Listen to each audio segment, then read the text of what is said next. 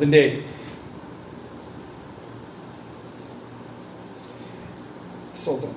3-ാം അധ്യായം അതിൻ്റെ 7 മുതൽ വായിക്കുന്നത് ഫിലദൽഫിയ സഭയ്ക്കുള്ള ദൂതിനെ കുറിച്ചാണ്. വെളിപ്പാട് പുസ്തകം 3-ാം അധ്യായം അതിൻ്റെ 7-ാം വാക്യം മുതൽ വായിക്കുന്നത്. വെളിപ്പാട് പുസ്തകത്തെ കുറിച്ച് പറഞ്ഞാൽ അപ്പോസ്തലനായ യോഹന്നാൻ പത്മോസിൽ തനിക്ക് നിയമിച്ചിരുന്ന തടവ് ശിക്ഷയുടെ ഭാഗമായിട്ട് താൻ ഏകനായി ഇരിക്കുമ്പോഴാണ് ദൈവത്തിന്റെ ആത്മാവ് അല്ലെങ്കിൽ സ്വർഗത്തിലെ പിതാവ് തന്റെ പുത്രനെ കുറിച്ചുള്ള വെളിപ്പാട് പരിശുദ്ധാത്മാവിനാല് അവിടെ യോഹന്നാന് വെളിപ്പെടുത്തി കൊടുക്കാൻ ഇടയായി തീരുന്നത്. യോഹന്നാന് വെളിപ്പെടുത്തി കൊടുക്കുന്ന രംഗം അല്ലെങ്കിൽ വെളിപ്പെടുത്തി കൊടുക്കുന്നത് അന്ത്യകാലത്ത് അവസാന നാളുകളിൽ എന്തൊക്കെ സംഭവിക്കും എന്നുള്ള വിഷയത്തെ കുറിച്ചാണ് വ്യക്തമാക്കി ആ വെളിപ്പാട് പുസ്തകത്തിൽ നമ്മൾ കാണുന്നത്. അതാണ് വെളിപ്പാട് പുസ്തകത്തിന്റെ ഓരോ അധ്യായങ്ങളിലും വളരെ വ്യക്തമാക്കി കാണിക്കുന്നത്. എന്നാൽ ഇതിന്റെ ആരംഭത്തിൽ 7 സഭകൾക്കുള്ള ദൂതിനെ കുറിച്ച് നമ്മളിവിടെ കാണുന്നുണ്ട്. 7 സഭകളെ കുറിച്ചുള്ള ദൂത് വ്യക്തമായിട്ട് പറയുന്നത് സ്വർഗത്തിലെ ദൈവം പുത്രനാകുന്ന യേശു ക്രിസ്തു ഭൂമിയിലെ ആക്കി വെച്ചിരിക്കുന്ന ഓരോ സഭകളുടെ മേലും കർത്താവിന്റെ കണ്ണ് അതിനെ നോക്കിയാൽ, അതിനെ കണ്ടാൽ അതിനെ വിലയിരുത്തും, എങ്ങനെ അതിനെ തൂക്കി നോക്കും എന്നുള്ളത് വളരെ വ്യക്തമാകുന്നതാണ് 7 സഭകളോടുള്ള ദൂത്.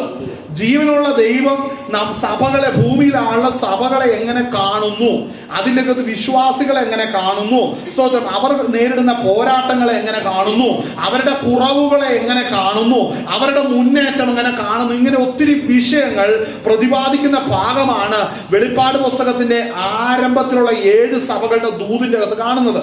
എന്നാൽ ഇതിന്റെ നമ്മൾ കാണുമ്പോൾ ഇതിന്റെ ഫിലദൽഫിയ സഭയെക്കുറിച്ച്, അതിന്റെ 6ാമത്തെ സഭയാണ് ഫിലദൽഫിയ സഭ.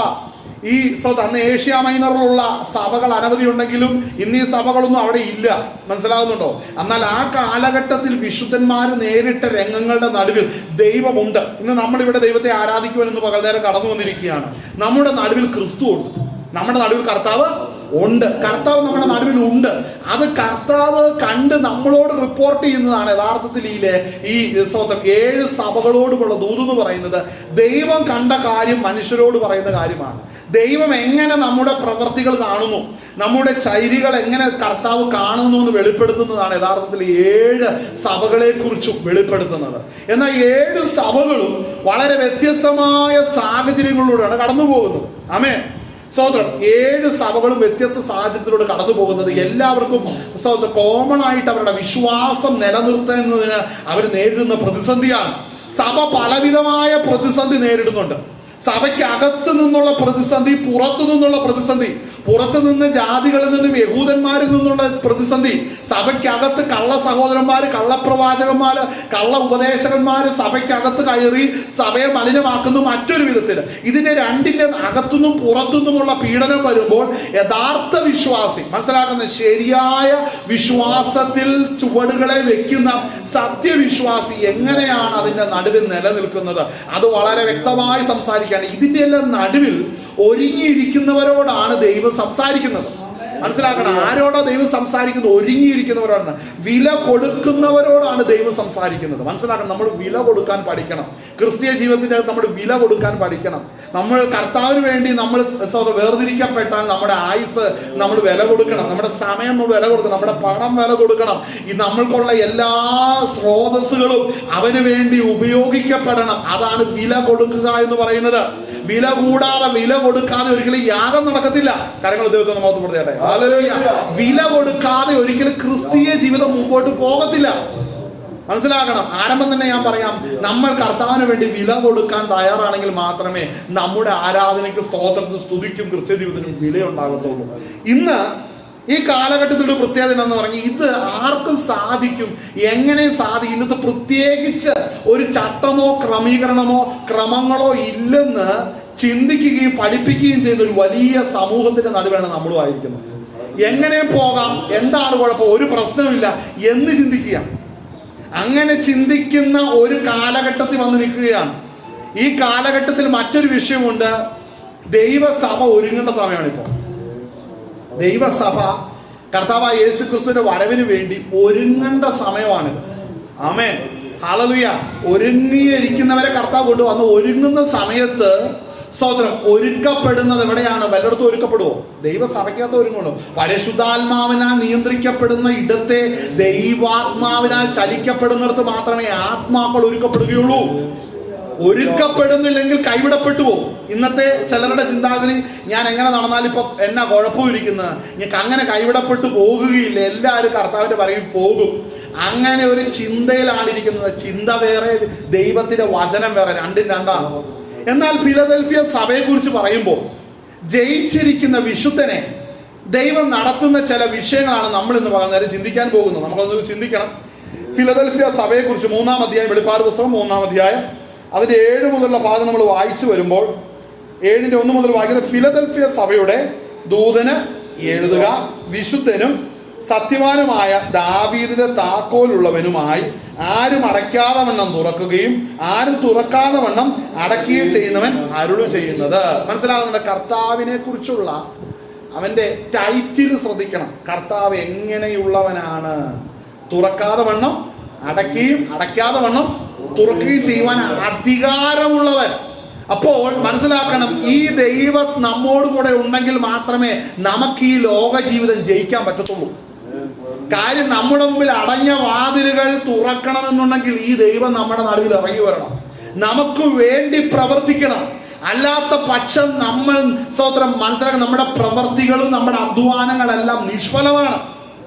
ഈ ദൈവം നമുക്ക് വേണ്ടി ഇറങ്ങി വന്ന് വാതിൽ തുറക്കണം. ഹല്ലേലൂയ. നമ്മുടെ മുമ്പിൽ ഒത്തിരി വാതിലുകൾ അടങ്ങി കിടക്കുകയാണ്. ഹല്ലേലൂയ. പലർക്കത് മനസ്സിലാകുന്നില്ല. ഹല്ലേലൂയ. പലർക്ക് അവരുടെ ജീവിതത്തിൽ വില കൊടുക്കാതെ പോകുന്ന വാതിലുകൾ അടഞ്ഞു കിടക്കുകയാണ്. ഈ അടഞ്ഞ വാതിൽ തുറക്കാൻ എടുക്കുന്ന അടവുകൾ ഒന്നും കൊണ്ട് തന്നെ അവരുടെ വാതിൽ തുറക്കുന്നില്ല. എന്നാൽ ഈ ജീവനുള്ള ദൈവം സഭയുടെ നടുവിലുണ്ടെങ്കിൽ അടഞ്ഞു കിടക്കുന്ന വാതിൽ സ്വർഗം തുറക്കും. കർത്താവ് ഉണ്ടോ? കർത്താവ് വാതിൽ തുറക്കും. കർത്താവ് ഉണ്ടാകണം. നമ്മുടെ കഴിവുകൊണ്ടൊന്നും പറ്റില്ല. ഹല്ലേലൂയ. മനസ്സിലാക്കണം, നമുക്ക് മുമ്പേ ഓടിയ ടീംസാണ് ആര്? ഇസ്രായേൽ മക്കൾ, അല്ലെ? ഇസ്രായേൽ മക്കൾ ഓടിയിട്ട് അവര് വാഗ്ദത്തദേശത്ത് എത്തിയപ്പോ വർഷം 40 കഴിഞ്ഞു. മിസ്രൈമിൽ നിന്ന് ഫെലിസ്തീനയുടെ ദേശം കടന്ന് നേരെ കയറുന്നത് കനാൻ ദേശത്തേക്കാണ്. അവിടെ കേറാൻ കഴിഞ്ഞില്ല. അതിന് പകരം ദൈവം അവരെ ചെങ്കടല് കടത്തി ഇങ്ങനെ മരുഭൂമി കൂടെ നടത്തി 40 വർഷം. 600 മൈലിനും മീതെയാണ് നടന്നത്. 40 വർഷം കൊണ്ട് 600 മൈല്.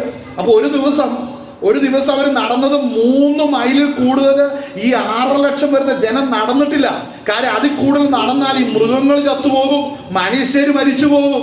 അങ്ങനെയുള്ള കഠിനമായ അനുഭവത്തിന് നടുവിലൂടെയാണ് മരുഭൂ പ്രയാണം നടന്നത്. അപ്പോൾ അങ്ങനെ അവർ വാഗ്ദത്ത ദേശത്ത് എത്തുമ്പോൾ മോശ, നമ്മൾ ആദ്യം ആരാധിച്ചപ്പോൾ ആ ഭാഗം പറഞ്ഞു. എന്ത് പറഞ്ഞു? കനാൻ ദേശത്തേക്ക് നോക്കിയപ്പോ ഈ കനാൻ ദേശത്ത് നിന്ന് എവിടുന്നാ നോക്കുന്നേ?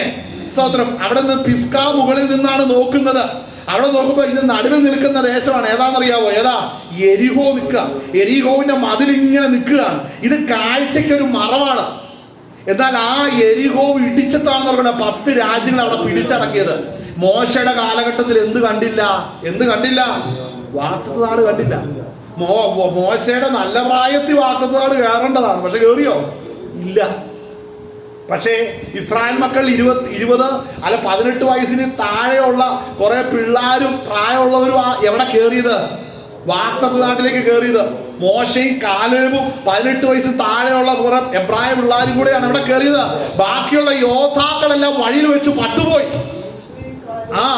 ബാക്കിയുള്ളവർ എവിടെ കയറിയില്ല? ഈ വാഗ്ദത്ത നാട് കണ്ടില്ല. എന്താ കാരണം? അവര് യോദ്ധാക്കളായിരുന്നു.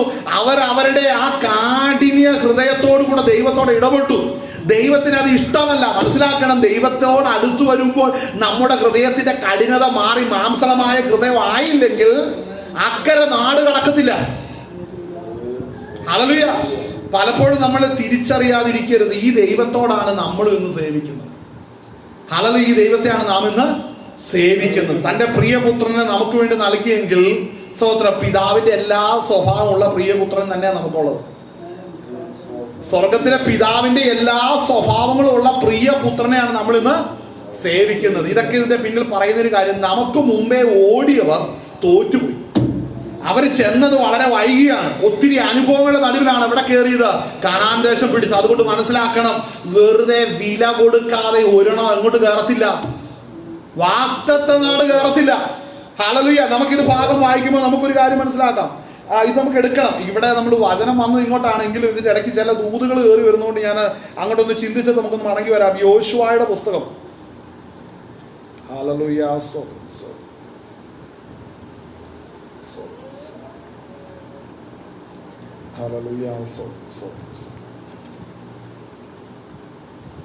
Hallelujah, hallelujah, hallelujah, hallelujah, hallelujah. Sorry. യോശുവയുടെ പുസ്തകം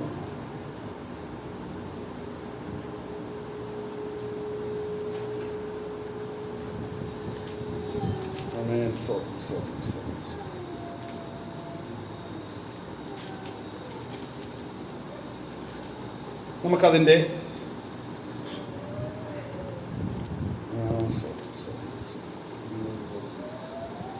അതിൻ്റെ 5-ാം അധ്യായം, ഞാൻ പറഞ്ഞ വാക്യം അതുപോലെ പറയും. 5-ാം അധ്യായം അതിൻ്റെ 5 മുതൽ വായിച്ചേ. യോശുവയുടെ പുസ്തകം 5-ാം അധ്യായം 5-ാം വാക്യം മുതൽ. ആ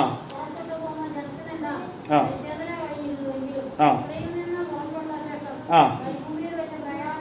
ആ ഇവിടെ ശ്രദ്ധിക്കണം. പരിച്ഛേദന നിയമം ലഭിക്കുന്നത് ആർക്കാണ്? സ്തോത്രം. ഇസ്രായേൽ മക്കള്, അബ്രഹാമിന്റെ സന്തതി, ഇസഹാക്കിന്റെ സന്തതി, യാക്കോബിന്റെ സന്തതികളാണെങ്കിൽ പരിച്ഛേദന ഏൽക്കണം. എങ്കിലാണ് അബ്രഹാമിന്റെ വാഗ്ദത്തത്തിലേക്ക് അവർ ചേരുകയുള്ളൂ. പരിച്ഛേദന നിയമം ഏൽക്കുന്നില്ലെങ്കിൽ അവർക്ക് അബ്രഹാമിന്റെ വാഗ്ദത്ത ദേശത്തോ ഈ ജീവനുള്ള യഹോവയാകുന്ന ദൈവത്തിന്റെ അടുക്കൽ അവർക്ക് ബന്ധമില്ല. അപ്പോൾ പരിച്ഛേദന ഏൽക്കണം എന്നുള്ള നിയമം മനസ്സിലാക്കണേ. പരിച്ഛേദന ഏൽക്കണം എന്നുള്ള നിയമം ഇന്ന് ഇവിടെ ചിന്തിക്കണം. ഇത് പറയുമ്പോൾ വേറൊരു കാര്യം പറയാം. ഈ പരിച്ഛേദന എന്ന് ഇത് നമുക്ക് പുതിയ നിയമ വിശ്വാസിക്ക് എന്താ ബന്ധമെന്ന് ചോദിക്കുമ്പോൾ ഞാൻ റോമാലേഖനം 2-ാം അധ്യായം ഒന്നെടുത്തേ.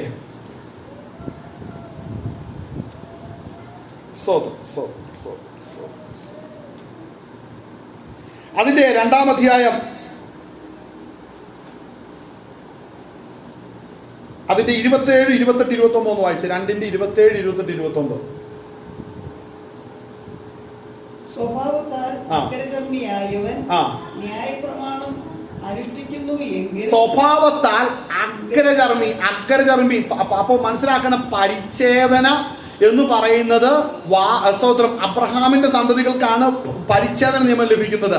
എന്നാൽ ആ നിയമത്തോട് ബന്ധമില്ലാത്ത യഹൂദന്മാർക്ക് പുറത്തുള്ളവരെ അഗ്രചർമ്മികൾ എന്നാണ് വിളിക്കുന്നത്. യഥാർത്ഥ ജാതികൾ അതാണ്. അപ്പോൾ അഗ്രചർമ്മിയായി കിടന്നവനെ അവരെ കുറിച്ച് പറയുന്നത് അഗ്രചർമ്മി ന്യായപ്രമാണത്തിന്റെ 27 അനുഷ്ഠിക്കുന്നു എങ്കിൽ അക്ഷരവും പരിച്ഛേദനയുമുള്ള ന്യായപ്രമാണം ലംഘിയായ നിന്നെ അവൻ വിധിക്കുകയില്ലയോ. മനസ്സിലാക്കണം. അപ്പോ ഇവിടെ ന്യായപ്രമാണത്തെ കുറിച്ച് ഇവിടെ പറഞ്ഞിട്ട് ഇവിടെ പൗലോസ് പറയുന്ന കാര്യമാണ്.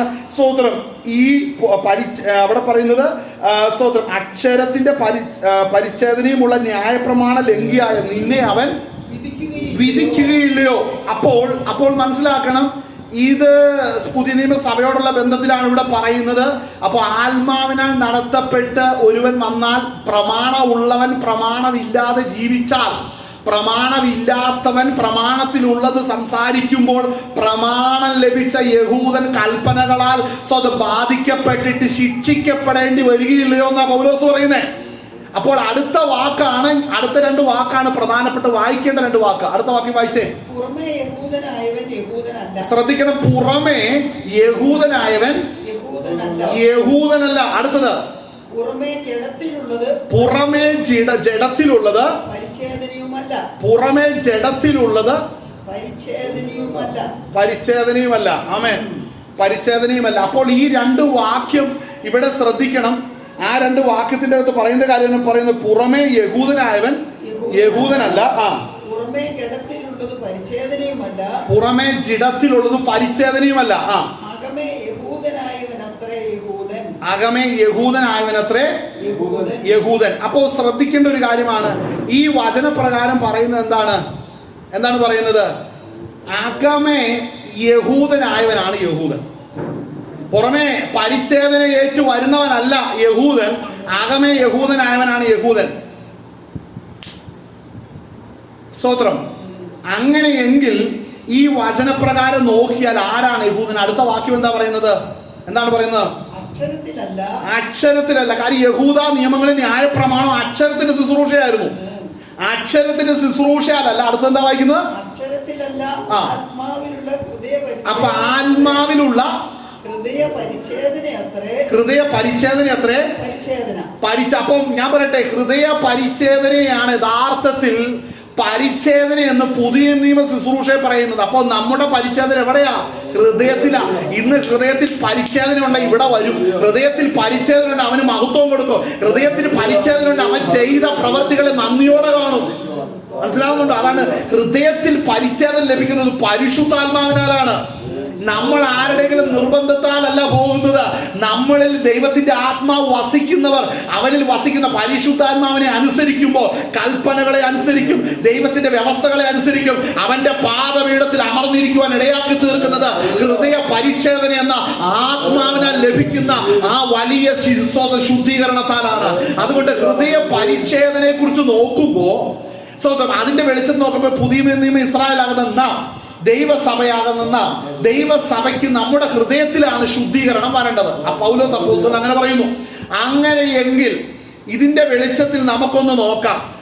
യോശുവയുടെ പുസ്തകത്തില് ആരാണ് വാഗ്ദത്ത ദേശം കാണാതെ പോയത്? മനസ്സിലായി? ഹൃദയ പരിച്ഛേദന, ആത്മാവിനെ അനുസരിച്ച് ഹൃദയ പരിച്ഛേദന ലഭിച്ച് ദൈവത്തെ ഹൃദയം കൊണ്ട് സേവിക്കുന്നവർ മാത്രമേ ദൈവരാജ്യം അവകാശമാക്കുകയുള്ളൂ. അങ്ങനെയാണെങ്കിൽ ആരാണ് മരുഭൂമിയിൽ പട്ടുപോയത്? ആരാണ് വാഗ്ദത്ത ദേശം കാണാതെ കൈവിടപ്പെടുവാൻ പോകുന്നതെന്ന് ആ വചനത്തിന്റെ വെളിച്ചത്തിൽ ഈ ഭാഗവും നമുക്ക് വായിക്കാൻ വായിച്ചാട്ടെ.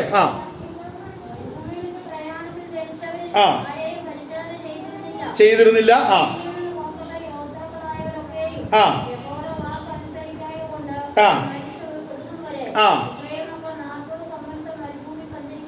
അപ്പൊ എന്താ ഈ വചനം? നമ്മൾ റോമാലേഖനത്തിന്റെ വെളിച്ചം നോക്കിയാ, ഹൃദയത്തിൽ ശുദ്ധീകരണം വരാൻ ദൈവത്തിലേക്ക് വരാത്തവനെ ചുറ്റിച്ച് അവന്റെ ആയുസ്സും ആരോഗ്യം കെട്ടു പോകുന്നത് വരെ അവൻ ഇങ്ങനെ ചുറ്റി നടക്കേണ്ടി വന്നു. മനസ്സിലായോ? അതുകൊണ്ട് ഈ കളി നമ്മൾ മനസ്സിലാക്കണം.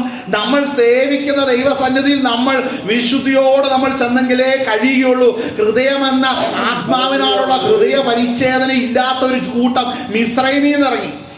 എങ്ങോട്ടാ പോകുന്നത്? വാഗ്ദത്ത നാട്ടിലേക്ക്. ഓക്കെ, വാഗ്ദത്ത നാട്ടിലേക്ക് പോകാനിരിക്കുന്ന ഇവര് കുറച്ചു കഴിഞ്ഞപ്പോ എന്നാ സംഭവിച്ചു? ഇവരുടെ അകത്തെ സ്വഭാവം മാറുന്നില്ല. ഇവരുടെ മിസ്രൈം അങ്ങ് പോകുന്നില്ല. ഇവരുടെ മിസ്രൈം അകത്ത് കിടക്കുകയാണ്. ആ മിസ്രൈമിൽ ഇസ്രായേൽ മക്കളായി കിടന്ന ഇവര് അബ്രഹാമിന്റെ സന്തതി എന്ന് കണ്ട് വിളിച്ചിറക്കിക്കൊണ്ട് പോരുകയാണ്. പക്ഷെ വഴിനീളെ ഇവര് തെളിയിക്കുന്നത് അബ്രഹാമിന്റെ സന്തതി എന്നല്ല, ഫറവോന്റെ അടിമകളുടെ സ്വഭാവം കാണിക്കുന്നത്. മനസ്സിലാവുന്നല്ലോ? പിശാചിന്റെ അടിമകളുടെ സ്വഭാവം കാണിക്കരുത്. വിശ്വാസ ജീവിതത്തിൽ വന്നിട്ട് വീണ്ടും പിശാചിന്റെ അടിമത്തത്തിൽ ഇരിക്കുന്ന വാക്കും പ്രവർത്തികളുമായിട്ട് നടക്കരുത്. അങ്ങനെയുള്ളവൻ വാഗ്ദത്ത നാട് കാണത്തില്ല. ദൈവം അവരെ എങ്ങനെ നടത്തുമെന്നറിയാവോ? ആ വാക്യം ശ്രദ്ധിക്കണം. ആ വാക്യം എന്താ പറയുന്നത്? എന്താണ് അവിടെ പറയുന്നത്? സ്തോത്രം. പരിച്ഛേദന ചെയ്യുവാനുള്ള കാരണം മിസ്രൈമിൽ നിന്ന് പുറപ്പെട്ട ആണുങ്ങളായ ജനമൊക്കെയും യോദ്ധാക്കളെല്ലാവരും മിസ്രൈമിൽ നിന്ന് പുറപ്പെട്ടു പോന്ന ശേഷം പ്രയാണത്തിൽ മരുഭൂമിയിൽ വെച്ച് മരിച്ചുപോയി. അടുത്തത്, പുറപ്പെട്ടു പോന്ന ജനത്തിനെല്ലാം പരിച്ഛേദന കഴിഞ്ഞിരുന്നു. എങ്കിലും മിസ്രൈമിൽ നിന്ന് പുറപ്പെട്ട ശേഷം മരുഭൂമിയിൽ വെച്ച് പ്രയാണത്തിൽ ജനിച്ചവരിൽ ആരെയും പരിച്ഛേദന ചെയ്തിട്ടില്ല. കാരണം എന്നാ? ഈ അനുസരണം കെട്ട കാർന്നോമാരുടെ മക്കളല്ലേ ഏതെങ്കിലും അനുസരിക്കൂ? ശ്രദ്ധിച്ചേക്കണം. കാർന്നോമാര് നേരെ ചുവയാണ്, മക്കള് പ്രോപ്പർ ചാനലായിരിക്കും. ഹല്ലേലൂയ. ഈ ശാഠ്യവും വെള്ളം കിട്ടാത്തപ്പോ വലിച്ചേറും, ഭക്ഷണം കാണാതെ വന്നപ്പോഴത്തേനും പിറുപിറുപ്പും, സ്വതന്ത്രം ശത്രുക്കളെ കണ്ടപ്പോ പിന്മാറ്റമായിട്ട് പോകുന്ന കാർന്നോമാരെ കണ്ട മക്കൾ വളരുന്നേ. ഹല്ലേലൂയ. ഒന്ന് കരങ്ങൾ മുഖത്തുപ്പെടുത്തിയാട്ടെ. ഹല്ലേലൂയ. ഈ മക്കൾ എങ്ങനെ നന്നാവുന്നാ പറയുന്നേ? ഈ മക്കൾ എങ്ങനെ നന്നാവുന്നാ പറയുന്നത്? നല്ല മാതൃക നമ്മൾ കാണിച്ചു കൊടുത്തില്ല, മക്കൾ ആ വഴിയെ പോകുന്നത്. എങ്ങനെയാന്ന് പറ. ഇന്ന് ഒത്തിരി പേരുടെ പ്രശ്നം എന്നാണെന്നറിയാവോ?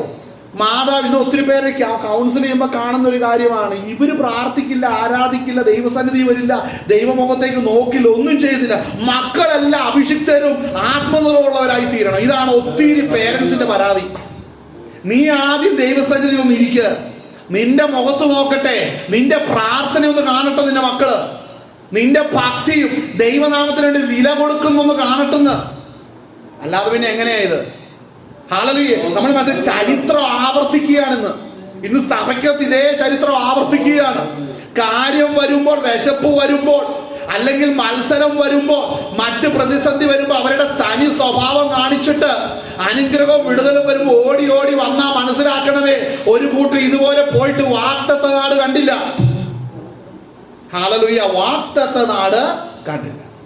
ആ ഭാഗം നമുക്കൊന്ന് വായിക്കാം. അടുത്ത വാക്യം ഒന്ന് വായിച്ച, പുറപ്പെട്ട് പോന്ന ജനത്തിനെല്ലാം പരിച്ഛേദന കഴിഞ്ഞിരുന്നു. എങ്കിലും മിസ്രൈമിൽ നിന്ന് പുറപ്പെട്ട ശേഷം മരുഭൂമിയിൽ വെച്ച് പ്രയാണത്തിൽ ജനിച്ചവരിൽ ആരെയും ഇത് ആരുടെ പുസ്തകത്തിൽ എഴുതിയേക്കുന്നേ? യോശുവയുടെ പുസ്തകത്തിൽ എഴുതിയിരിക്കുന്നു. മോശയുടെ കാലഘട്ടത്തിൽ ബഹളവും പൊളിറ്റിക്സുമായിട്ട് നടന്നു.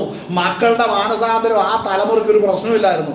ഈ കാലഘട്ടത്തിൽ സഭയ്ക്കകത്ത് സഭാരാഷ്ട്രീയവും പണം ഉണ്ടാക്കലും കുത്തിത്തിരിപ്പും ബഹളവും ഭിന്നതയും ചേരുതിരിവും കളിച്ചോണ്ടിരിക്കുക. ഉണ്ടായി വരുന്ന തലമുറയുടെ രക്ഷയോ നിത്യതയോ ഇന്നുള്ള സഭകൾക്കൊരു വിഷയമല്ല. മനസ്സിലാകുന്നുണ്ടോ? അതാണ് നടന്നുകൊണ്ടിരിക്കുന്നത്. ഹല്ലേലൂയ. അത് നിമിത്തം എന്ത് സംഭവിക്കുന്നേ? ആ ഭാഗം ശ്രദ്ധിക്കണം. സഹോദരൻ, മക്കളോട് പറഞ്ഞിട്ട് മക്കളെ യോശുവ ഒരു കാര്യം തീരുമാനിച്ചു. എന്താന്ന് പറഞ്ഞാൽ, മോശയുടെ കാലത്ത് ഇതായിരുന്നു സംഭവിച്ചുകൊണ്ടിരുന്നത് കൊണ്ട് കുറെ പേര് കിടന്ന് ബഹളം ഉണ്ടാക്കും, സഹോദരൻ കലക്കം ഉണ്ടാക്കും, മത്സരിക്കും, കരയും, നിലവിളിക്കും, നെഞ്ചത്തടിക്കും, മക്കളുടെ കാര്യവും അവരുടെ കാര്യം ഇതെല്ലാം പറഞ്ഞുകൊണ്ട് ബഹളം ഉണ്ടാക്കുക. ആമേൻ. ഞാനൊരു കാര്യം ഇത് പറയുമ്പോൾ എടുത്ത വാക്യം അവിടെ കിടക്കുന്നു, വീണ്ടും വേറെ വാക്യത്തിലേക്ക് പോകുന്നത്. എബ്രായ ലേഖനം ഒന്നെടുത്ത് ഇന്നലെ പറഞ്ഞ വിഷയത്തിലേക്ക് വരുന്നു. സഹോദരൻ, എബ്രായ ലേഖനം എടുത്ത്, എബ്രായ ലേഖനം ഇന്നലെ എടുത്ത 11-ാം അധ്യായം അല്ലേ? 11-ാം അധ്യായം എടുത്തേ. അതിൻ്റെ അകത്തൊരു വാക്യമുണ്ട്. എന്നെ പരിശുദ്ധാത്മാവ് ഇരുത്തി ചിന്തിച്ച ഒരു ഭാഗമാണ് ഇന്ന് നമ്മൾ എടുക്കാൻ പോകുന്നത്. 11-ാം അധ്യായം വിശ്വാസത്തെ കുറിച്ചാണ് നമ്മൾ പറയുന്നത്. ഹല്ലേലൂയ. എന്നാൽ ഈ വിശ്വാസത്തിന് തടസ്സം നിൽക്കുന്ന പ്രധാനപ്പെട്ട കാര്യം ഇനി പറയാൻ പോകുന്നു. നമ്മുടെ വിശ്വാസ ജീവിതത്തിന് തടസ്സം നിൽക്കുന്ന പ്രധാനപ്പെട്ട വിഷയം നമ്മൾ ഇന്ന് ചിന്തിക്കാൻ പോവാം. ആമേൻ. നമ്മൾ ചിന്തിച്ചു ആരാ വാഗ്ദത്ത ദേശത്ത് കയറാത്തത്? നമ്മൾ അങ്ങോട്ട് യോശുവയുടെ പുസ്തകത്തിൽ പോകും, നമ്മൾ മടങ്ങി വരും. നമ്മൾ റോമാ ലേഖനത്തിന്റെ അകത്ത് നമ്മൾ വന്നു. ആമേൻ. അത് ചിന്തിക്കാൻ ഇടയായി തീർന്നു. കർത്താവിന്റെ വരവെടുത്തിരിക്കുന്നു, മനസ്സിലാക്കിയാൽ മതി. ആമേൻ. കരങ്ങൾ ദൈവം മാത്രപ്പെടുത്തിയാട്ടെ. ഹല്ലേലൂയ. സഹോദരൻ, ചില അഗ്രചർമ്മികളെ ദൈവം തൊടണ്ടേ? ആമേൻ. അതുകൊണ്ട് ആ ദൈവത്തിന്റെ പ്രവൃത്തി അത്രയും ചിന്തിച്ചാൽ മതി. ആമേൻ. ആ സഹോദരൻ, ആ ഭാഗം നമുക്ക് ചിന്തിക്കാം. 11-ാം അധ്യായം. ആ 11-ാം അധ്യായത്തിന്റെ അകത്ത് എന്താ വായിക്കുന്നത്? സ്തോത്രം. അല്ലല്ല, അത് നമ്മൾ 1-ാം വാക്യം മുതൽ. നമ്മളിവിടെ അബ്രഹാമിന്റെ കാര്യം വായിക്കുമ്പോൾ വളരെ ശ്രദ്ധിക്കേണ്ട ഒരു കാര്യമുണ്ട്. അതിന്റെ അല്ല 13-ാം വാക്യം മുതൽ. അവനെല്ലാവരും അവിശ്വാസത്താൽ വായിച്ചോ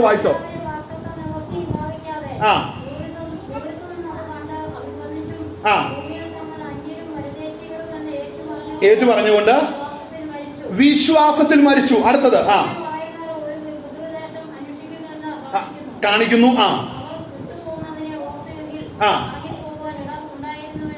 ഇവിടെ ശ്രദ്ധിക്കേണ്ട ഒരു കാര്യം അബ്രഹാമിനെ കുറിച്ചാ പറയുന്നത്. ഇവിടെ അബ്രഹാം വിശ്വാസത്തിന്റെ പിതാവായിരിക്കും. നമ്മൾ കഴിഞ്ഞ ദിവസമൊക്കെ ശ്രദ്ധിച്ചു. അബ്രഹാമിന് 75-ാമത്തെ വയസ്സിലാണ് കൽദരുടെ പട്ടണമായി ഊരിൽ നിന്ന് പുറപ്പെടുന്നത്. 99-ാമത്തെ വയസ്സിലാണ് വീണ്ടും ദൈവം അബ്രഹാമിനെ സന്ദർശിക്കുന്നത്. ഒറ്റ വർഷം കൊണ്ടാണ് പല സംഭവങ്ങൾ നടന്ന് 100-ാമത്തെ വയസ്സിലേക്ക് അബ്രഹാം കയറുമ്പോൾ ഇസഹാക്കിനെ കാണുന്നത്. അപ്പോൾ ഇതിന്റെ നടുവിൽ സ്തോത്രം അബ്രഹാമിനെ കുറിച്ച് പഠിക്കുമ്പോൾ ഒത്തിരി കാര്യം പറയാനുണ്ട്. എന്നാൽ ഞാൻ അതൊന്നും പറയുന്നില്ല. പക്ഷെ ഇവിടെ നമ്മൾ ഇത് ചിന്തിക്കേണ്ട വിഷയം അബ്രഹാമിനെ കുറിച്ച് ഇവിടെ പുതിയ നിയമ ലേഖനത്തിൽ ഇവിടെ പറയുന്നത് പൗലോസ് എന്ന് അനുമാനിക്കാം. പൗലോസ് ഇവിടെ പറയുന്ന ഒരു കാര്യമാണ്. ഈ സ്തോത്രം ഇങ്ങനെ പറയുന്നവർ സ്തോത്രം ഒരു പിതൃദേശം അന്വേഷിക്കുന്നുവെന്ന് കാണിക്കുന്നു. അവർ വിട്ടുപോയതിനെ ഓർത്തുവെങ്കിൽ മടങ്ങിപ്പോകുവാൻ ഇട ഉണ്ടായിരുന്നുവല്ലോ. ഇവരോ അധികം നല്ലതിനെ സ്വർഗീയമായതിനെ തന്നെ കാംക്ഷിച്ചിരിക്കുന്നു. ആകയാൽ ദൈവം അവരുടെ ദൈവം എന്ന് വിളിക്കപ്പെടുവാൻ ലജ്ജിക്കുന്നില്ല. അവൻ അവർക്കായി ഒരു നഗരം ഒരുക്കിയിരിക്കുന്നുവല്ലോ. ഇവിടെ ഒരു കാര്യം മനസ്സിലാക്കണം. ഈ വാഗ്ദത്ത ദേശം, ആമേൻ, സ്തോത്രം, ഹല്ലേലൂയ, സ്തോത്രം. അതിന്റെ 9-ാം വാക്യം എന്താ വായിക്കുന്നത്? വിശ്വാസത്താൽ അവൻ വാഗ്ദത്ത ദേശത്ത് ഒരു അന്യദേശത്ത് എന്ന പോലെ ചെന്ന്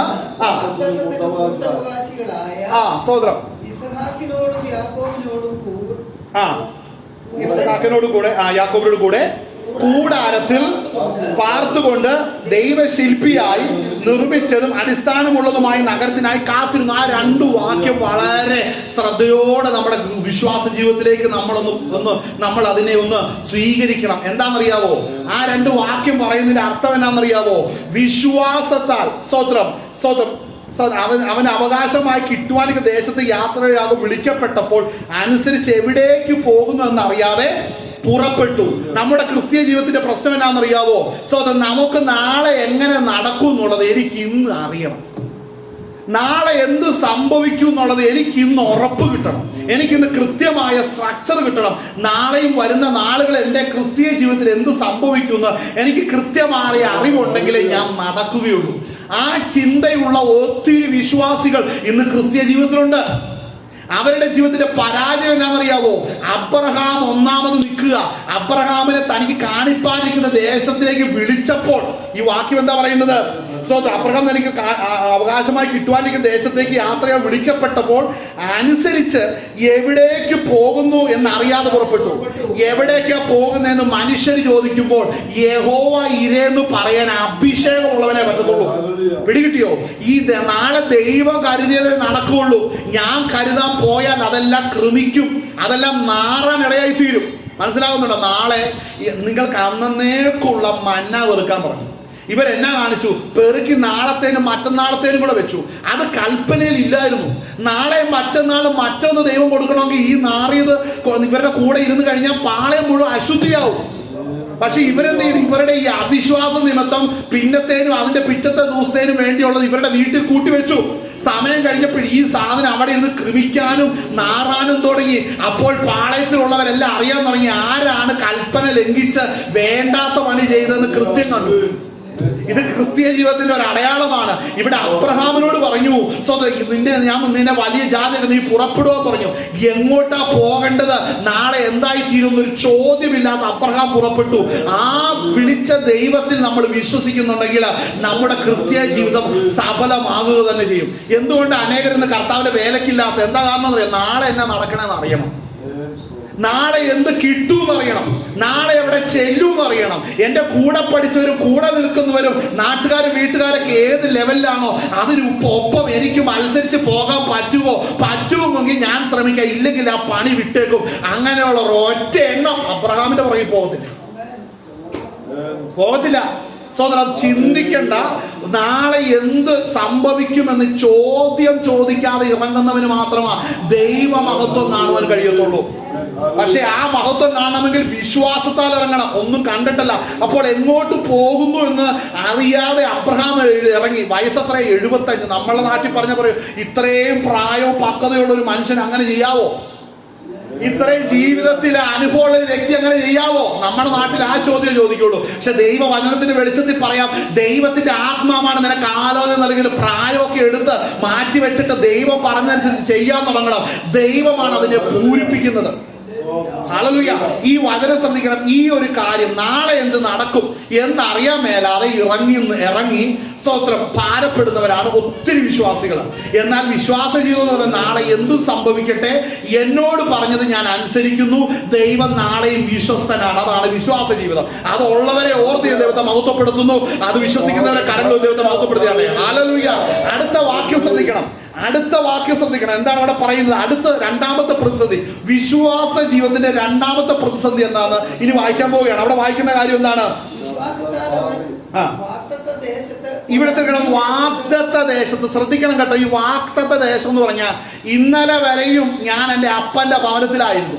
ഇന്ന് ഞാൻ ദൈവത്തിന്റെ ആലോചന പ്രകാരം എത്തിയിരിക്കുന്ന ദേശം ദൈവവചനപ്രകാരം വാഗ്ദത്ത ദേശമാണ്. എന്നാൽ ദൈവവചനത്തിന്റെ വെളിച്ചത്തിൽ നിത്യമായ വാഗ്ദത്ത ദേശം സ്വർഗരാജ്യമാണ്. അത് അങ്ങനെ തന്നെ, ഒരു മാറ്റമില്ല. പക്ഷേ അബ്രഹാമിനെ പോലെ ഈ ഭൂമിയിൽ ഒരു ജയകരമായ ജീവിതം നയിക്കണോ, വിശ്വാസ ജീവിതം പൂർത്തീകരിക്കണോ? അങ്ങനെയെങ്കിൽ അബ്രഹാം തന്റെ പിതൃഭവനം വിട്ടിറങ്ങിയ ഇടം മുതൽ എവിടാന്നറിയാം? വാഗ്ദത്ത ഭൂമിയിലാണ് കാല് വെച്ചിരിക്കുന്നത്. തന്റെ അപ്പനാകുന്ന തേരഹ് മരണപ്പെട്ട് മാറിയപ്പോൾ പിന്നെ ഈ ഇറങ്ങിയ സാറയെ കുറിച്ചോ അബ്രഹാമിനെ കുറിച്ചോ ലോത്തിനെ കുറിച്ചോ ഒരു പ്രോഗ്രാം പിന്നെ അവിടെ ഇല്ല. ഇവര് മൂന്നുപേരും ഈ അപ്പനെ കണ്ടോണ്ട് ഇറങ്ങി, തേരഹിനെ കണ്ടോണ്ട് ഇറങ്ങി. എന്ത് സംഭവിച്ചു? അവിടെ വെച്ച് ഈ അപ്പൻ മരണപ്പെട്ടു. പിന്നെ ഈ അപ്പനുമായിട്ടുള്ള കോണ്ടാക്ട് ഇല്ല, അല്ല അപ്പനുമായിട്ടുള്ള ബന്ധം, പിന്നെ അപ്പൻ മരണപ്പെട്ടു. പിന്നീട് അങ്ങോട്ട് പോകണമെന്നുണ്ടെങ്കിൽ അപ്പന്റെ വാക്കുകളെ കവിയുന്ന ഒരു വാക്കുള്ളവൻ വെളിപ്പെട്ടെങ്കിലേ മുമ്പോട്ട് പോക്ക് നടക്കത്തുള്ളൂ. അതാരാ? ജീവനുള്ള ദൈവത്തിന്റെ ശബ്ദം അവിടെ വെളിപ്പെടണം, എങ്കിൽ മാത്രമേ മുമ്പോട്ട് പിന്നെ യാത്ര ഉണ്ടാകത്തുള്ളൂ. അപ്പോൾ ഒരു കാര്യം പറയാം, പിതൃദേശം വിടണം. രണ്ടാമത്തെ വിഷയം എന്താ പറയുക? പിതൃദേശം വിടണം. വാഗ്ദത്ത ദേശത്ത് നിന്ന് എത്തിക്കാത്ത എന്താ പറയുക? പിതൃദേശത്തിന്റെ ഒരു പിടിയുണ്ട്. ഈ സ്വന്തം പഴയ കൽദേറ പട്ടണമായ ഊരിനെ കുറിച്ച് ഓർത്താൽ അബ്രഹാമിന് തിരിച്ചു പോകാൻ തോന്നും. ശ്രദ്ധിക്കണം, കാര്യം അവിടെ സുഖമായിരുന്നു. ഈ മരുഭൂമി ഒന്ന് കിടക്കണ്ട, ആരും എന്താ തരുന്ന കേൾക്കുന്നതെന്ന് അറിയാതെ ഒരു വെളിച്ചവും വെള്ളവും ഇല്ലാത്തടത്ത് വന്ന് കിടക്കുന്ന അനുഭവമുണ്ട്. അത് വേണ്ടെന്ന് എവിടെ പോകാൻ? തിരിച്ചു പോകാം. ശ്രദ്ധിക്കണം, 75-ാമത്തെ വയസ്സിൽ വിളിച്ച് ദൈവം ഇറക്കി. അതിനുശേഷം ദീർഘമായി 25 വർഷം, 99-ാമത്തെ വയസ്സിലാണ് ദൈവം വീണ്ടും അബ്രഹാമിന് പ്രത്യക്ഷമായപ്പോ അബ്രഹാമിനോട് സംസാരിച്ചു കഴിഞ്ഞപ്പോൾ അബ്രഹാം പറഞ്ഞു, സഹോദരൻ കർത്താവേ, എനിക്ക് നമുക്ക് ഇത് പറയുമ്പോൾ അതും കൂടെ ചിന്തിക്കണം. സഹോദരൻ, ഉൽപ്പത്തി പുസ്തകം നമ്മളിവിടെ മടങ്ങി വേണം കേട്ടോ, ഇത് മറക്കണ്ട. സഹോദരൻ, മറ്റൊരാൾ ഉൽപ്പത്തി പുസ്തകം, ഹല്ലേലൂയ,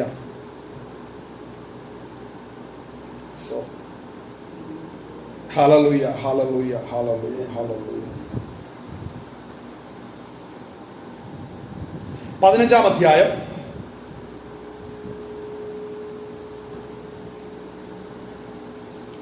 അതിന്റെ 1 മുതൽ ഒന്ന് വായിക്കാം. അതിന്റെ ശേഷം അബ്രഹാമിന് ദർശനത്തിൽ ഒന്ന് വായിക്കാം. അതിനുശേഷം അബ്രഹാമിന് ദർശനത്തിൽ യഹോവയുടെ അരുളപ്പാടുണ്ടായിരുന്നാൽ, അബ്രഹാമേ ഭയപ്പെടേണ്ട, ഞാൻ നിന്റെ പരിചയം നിന്റെ അതിമഹത്തായ പ്രതിഫലവുമാകുന്നു. അതിന് അബ്രഹാം, കർത്താവായ യഹോവേ, നീ എനിക്ക് എന്തു തരും? ഞാൻ മക്കളില്ലാത്തവനായി നടക്കുന്നുവല്ലോ. എന്റെ അവകാശി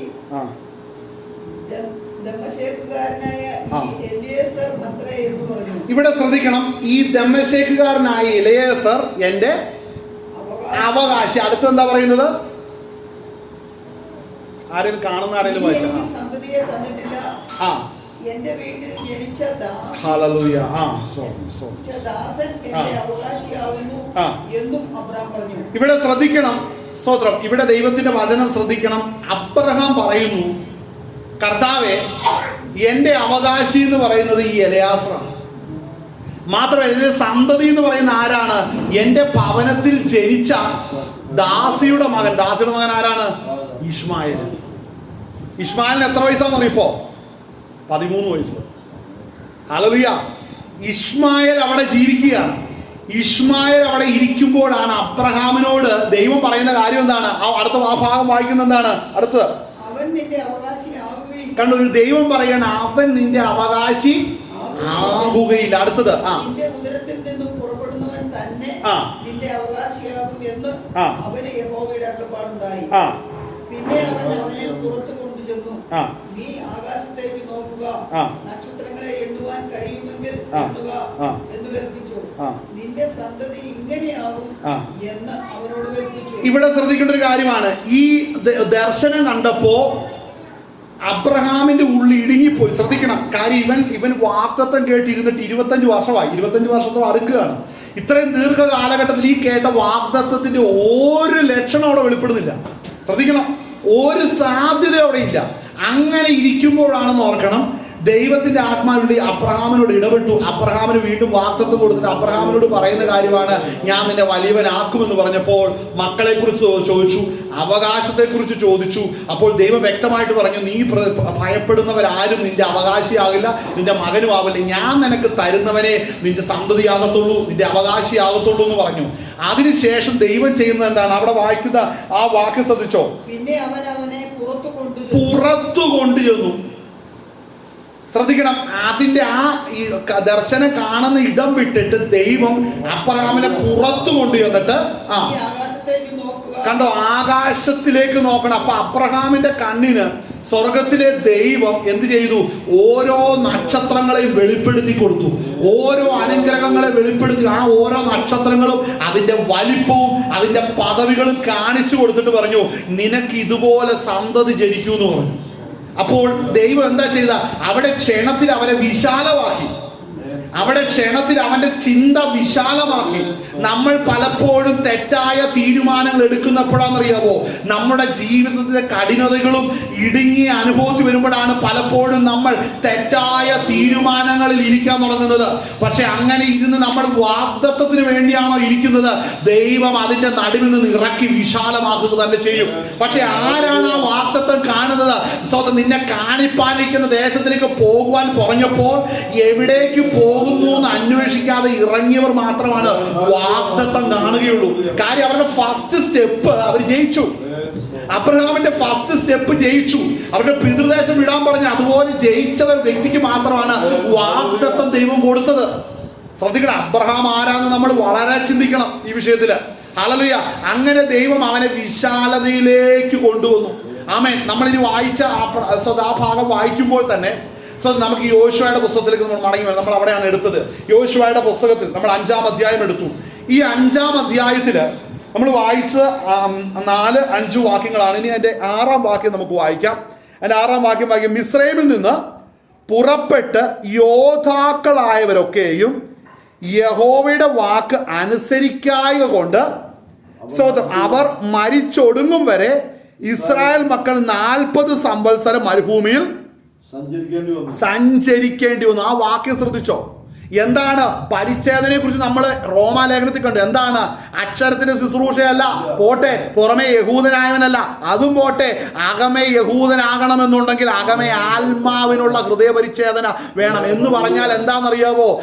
ദൈവത്തിന്റെ വചനം വ്യക്തിപരമായ ജീവിതത്തിൽ നമ്മളുടെ ശുദ്ധീകരണത്തോടുള്ള ബന്ധത്തിൽ നമ്മൾ അതിനെ ഉപയോഗിക്കുന്നവർ മാത്രമാണ് ദൈവത്തിന്റെ സാന്നിധ്യവും വാഗ്ദത്വവും അനുഭവിക്കത്തുള്ളൂ. വ്യക്തിപരമായി ദൈവമായിട്ട് ബന്ധമില്ലാത്തൊരു വ്യക്തി ഒരിക്കലും ദൈവത്തിന്റെ അനുഗ്രഹം അനുഭവിക്കത്തില്ല. ശ്രദ്ധിക്കണം. അവിടെയാണ് ഇസ്രായേൽ മക്കളെ പൗലോസ് അവിടെ വരച്ചു കാണിക്കുന്നത്. എന്തുകൊണ്ടാണ് ഇവര് തെറ്റിപ്പോയത്? ആ വാക്കൊന്നും കൂടെ വായിക്കാം. മിസ്രൈമിൽ നിന്ന് പുറപ്പെട്ട് യോദ്ധാക്കളായവരൊക്കെയും, അങ്ങനെയല്ല വായിക്കുന്നത്. വായിച്ചേ. മിസ്രൈമിൽ നിന്ന് പുറപ്പെട്ട്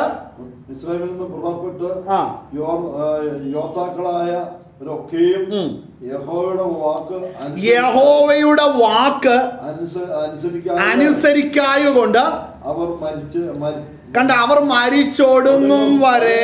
മതി, ഞാൻ വായിച്ചോളാം. മരിച്ചൊടുങ്ങും വരെ ഇസ്രായേൽ മക്കൾ 40 സംവത്സരം മരുഭൂമിയിൽ സഞ്ചരിക്കേണ്ടി വന്നു. അപ്പോൾ ശ്രദ്ധിക്കണം, ദൈവം എന്താ ചെയ്തത്? ഇവരനുസരിച്ചില്ല. ഈ ജനം അനുസരിച്ചില്ല. കാര്യം ഇവർ വ്യക്തിപരമായി ദൈവത്തെ തൻ്റെ ജീവിതത്തിലേക്ക് സ്വീകരിച്ച, ദൈവമേ നീ എൻ്റെ ജീവിതത്തിൽ പ്രസാദിക്കുന്ന വഴി ഏതാണ്, നിനക്ക് ഇഷ്ടമില്ലാത്ത സ്വഭാവം എന്നിൽ ഏതാണ്, നീ എന്നിൽ പ്രസാദിക്കുന്ന കാര്യങ്ങൾ ഏതൊക്കെയാണെന്ന് വ്യക്തിപരമായ ജീവിതത്തിൽ കർത്താവിനെ സ്വീകരിച്ച് ദൈവവുമായിട്ടൊരു ബന്ധത്തിലേക്ക് വരാതെ ജനം എന്ത് ചെയ്യുന്ന പറയാം, ക്രിസ്തീയ ജീവിതം നയിച്ചു പോകുന്നു. ദൈവമായിട്ട് ബന്ധമില്ല. കാര്യം എന്താ? കാര്യം ഈ ഇസ്രായേൽ മക്കളുടെ പ്രശ്നം തുടങ്ങി എന്ത് വന്നാലും മോശേനെ പൊക്കി പിടിച്ചോണ്ട് വരും. മോശയെ പിടിച്ചോണ്ട് വന്നിട്ട് പറയും എന്ത് വിഷയമുണ്ടെങ്കിൽ മോശെ മധ്യസ്ഥത നിന്ന് എന്ത് ചെയ്യണം?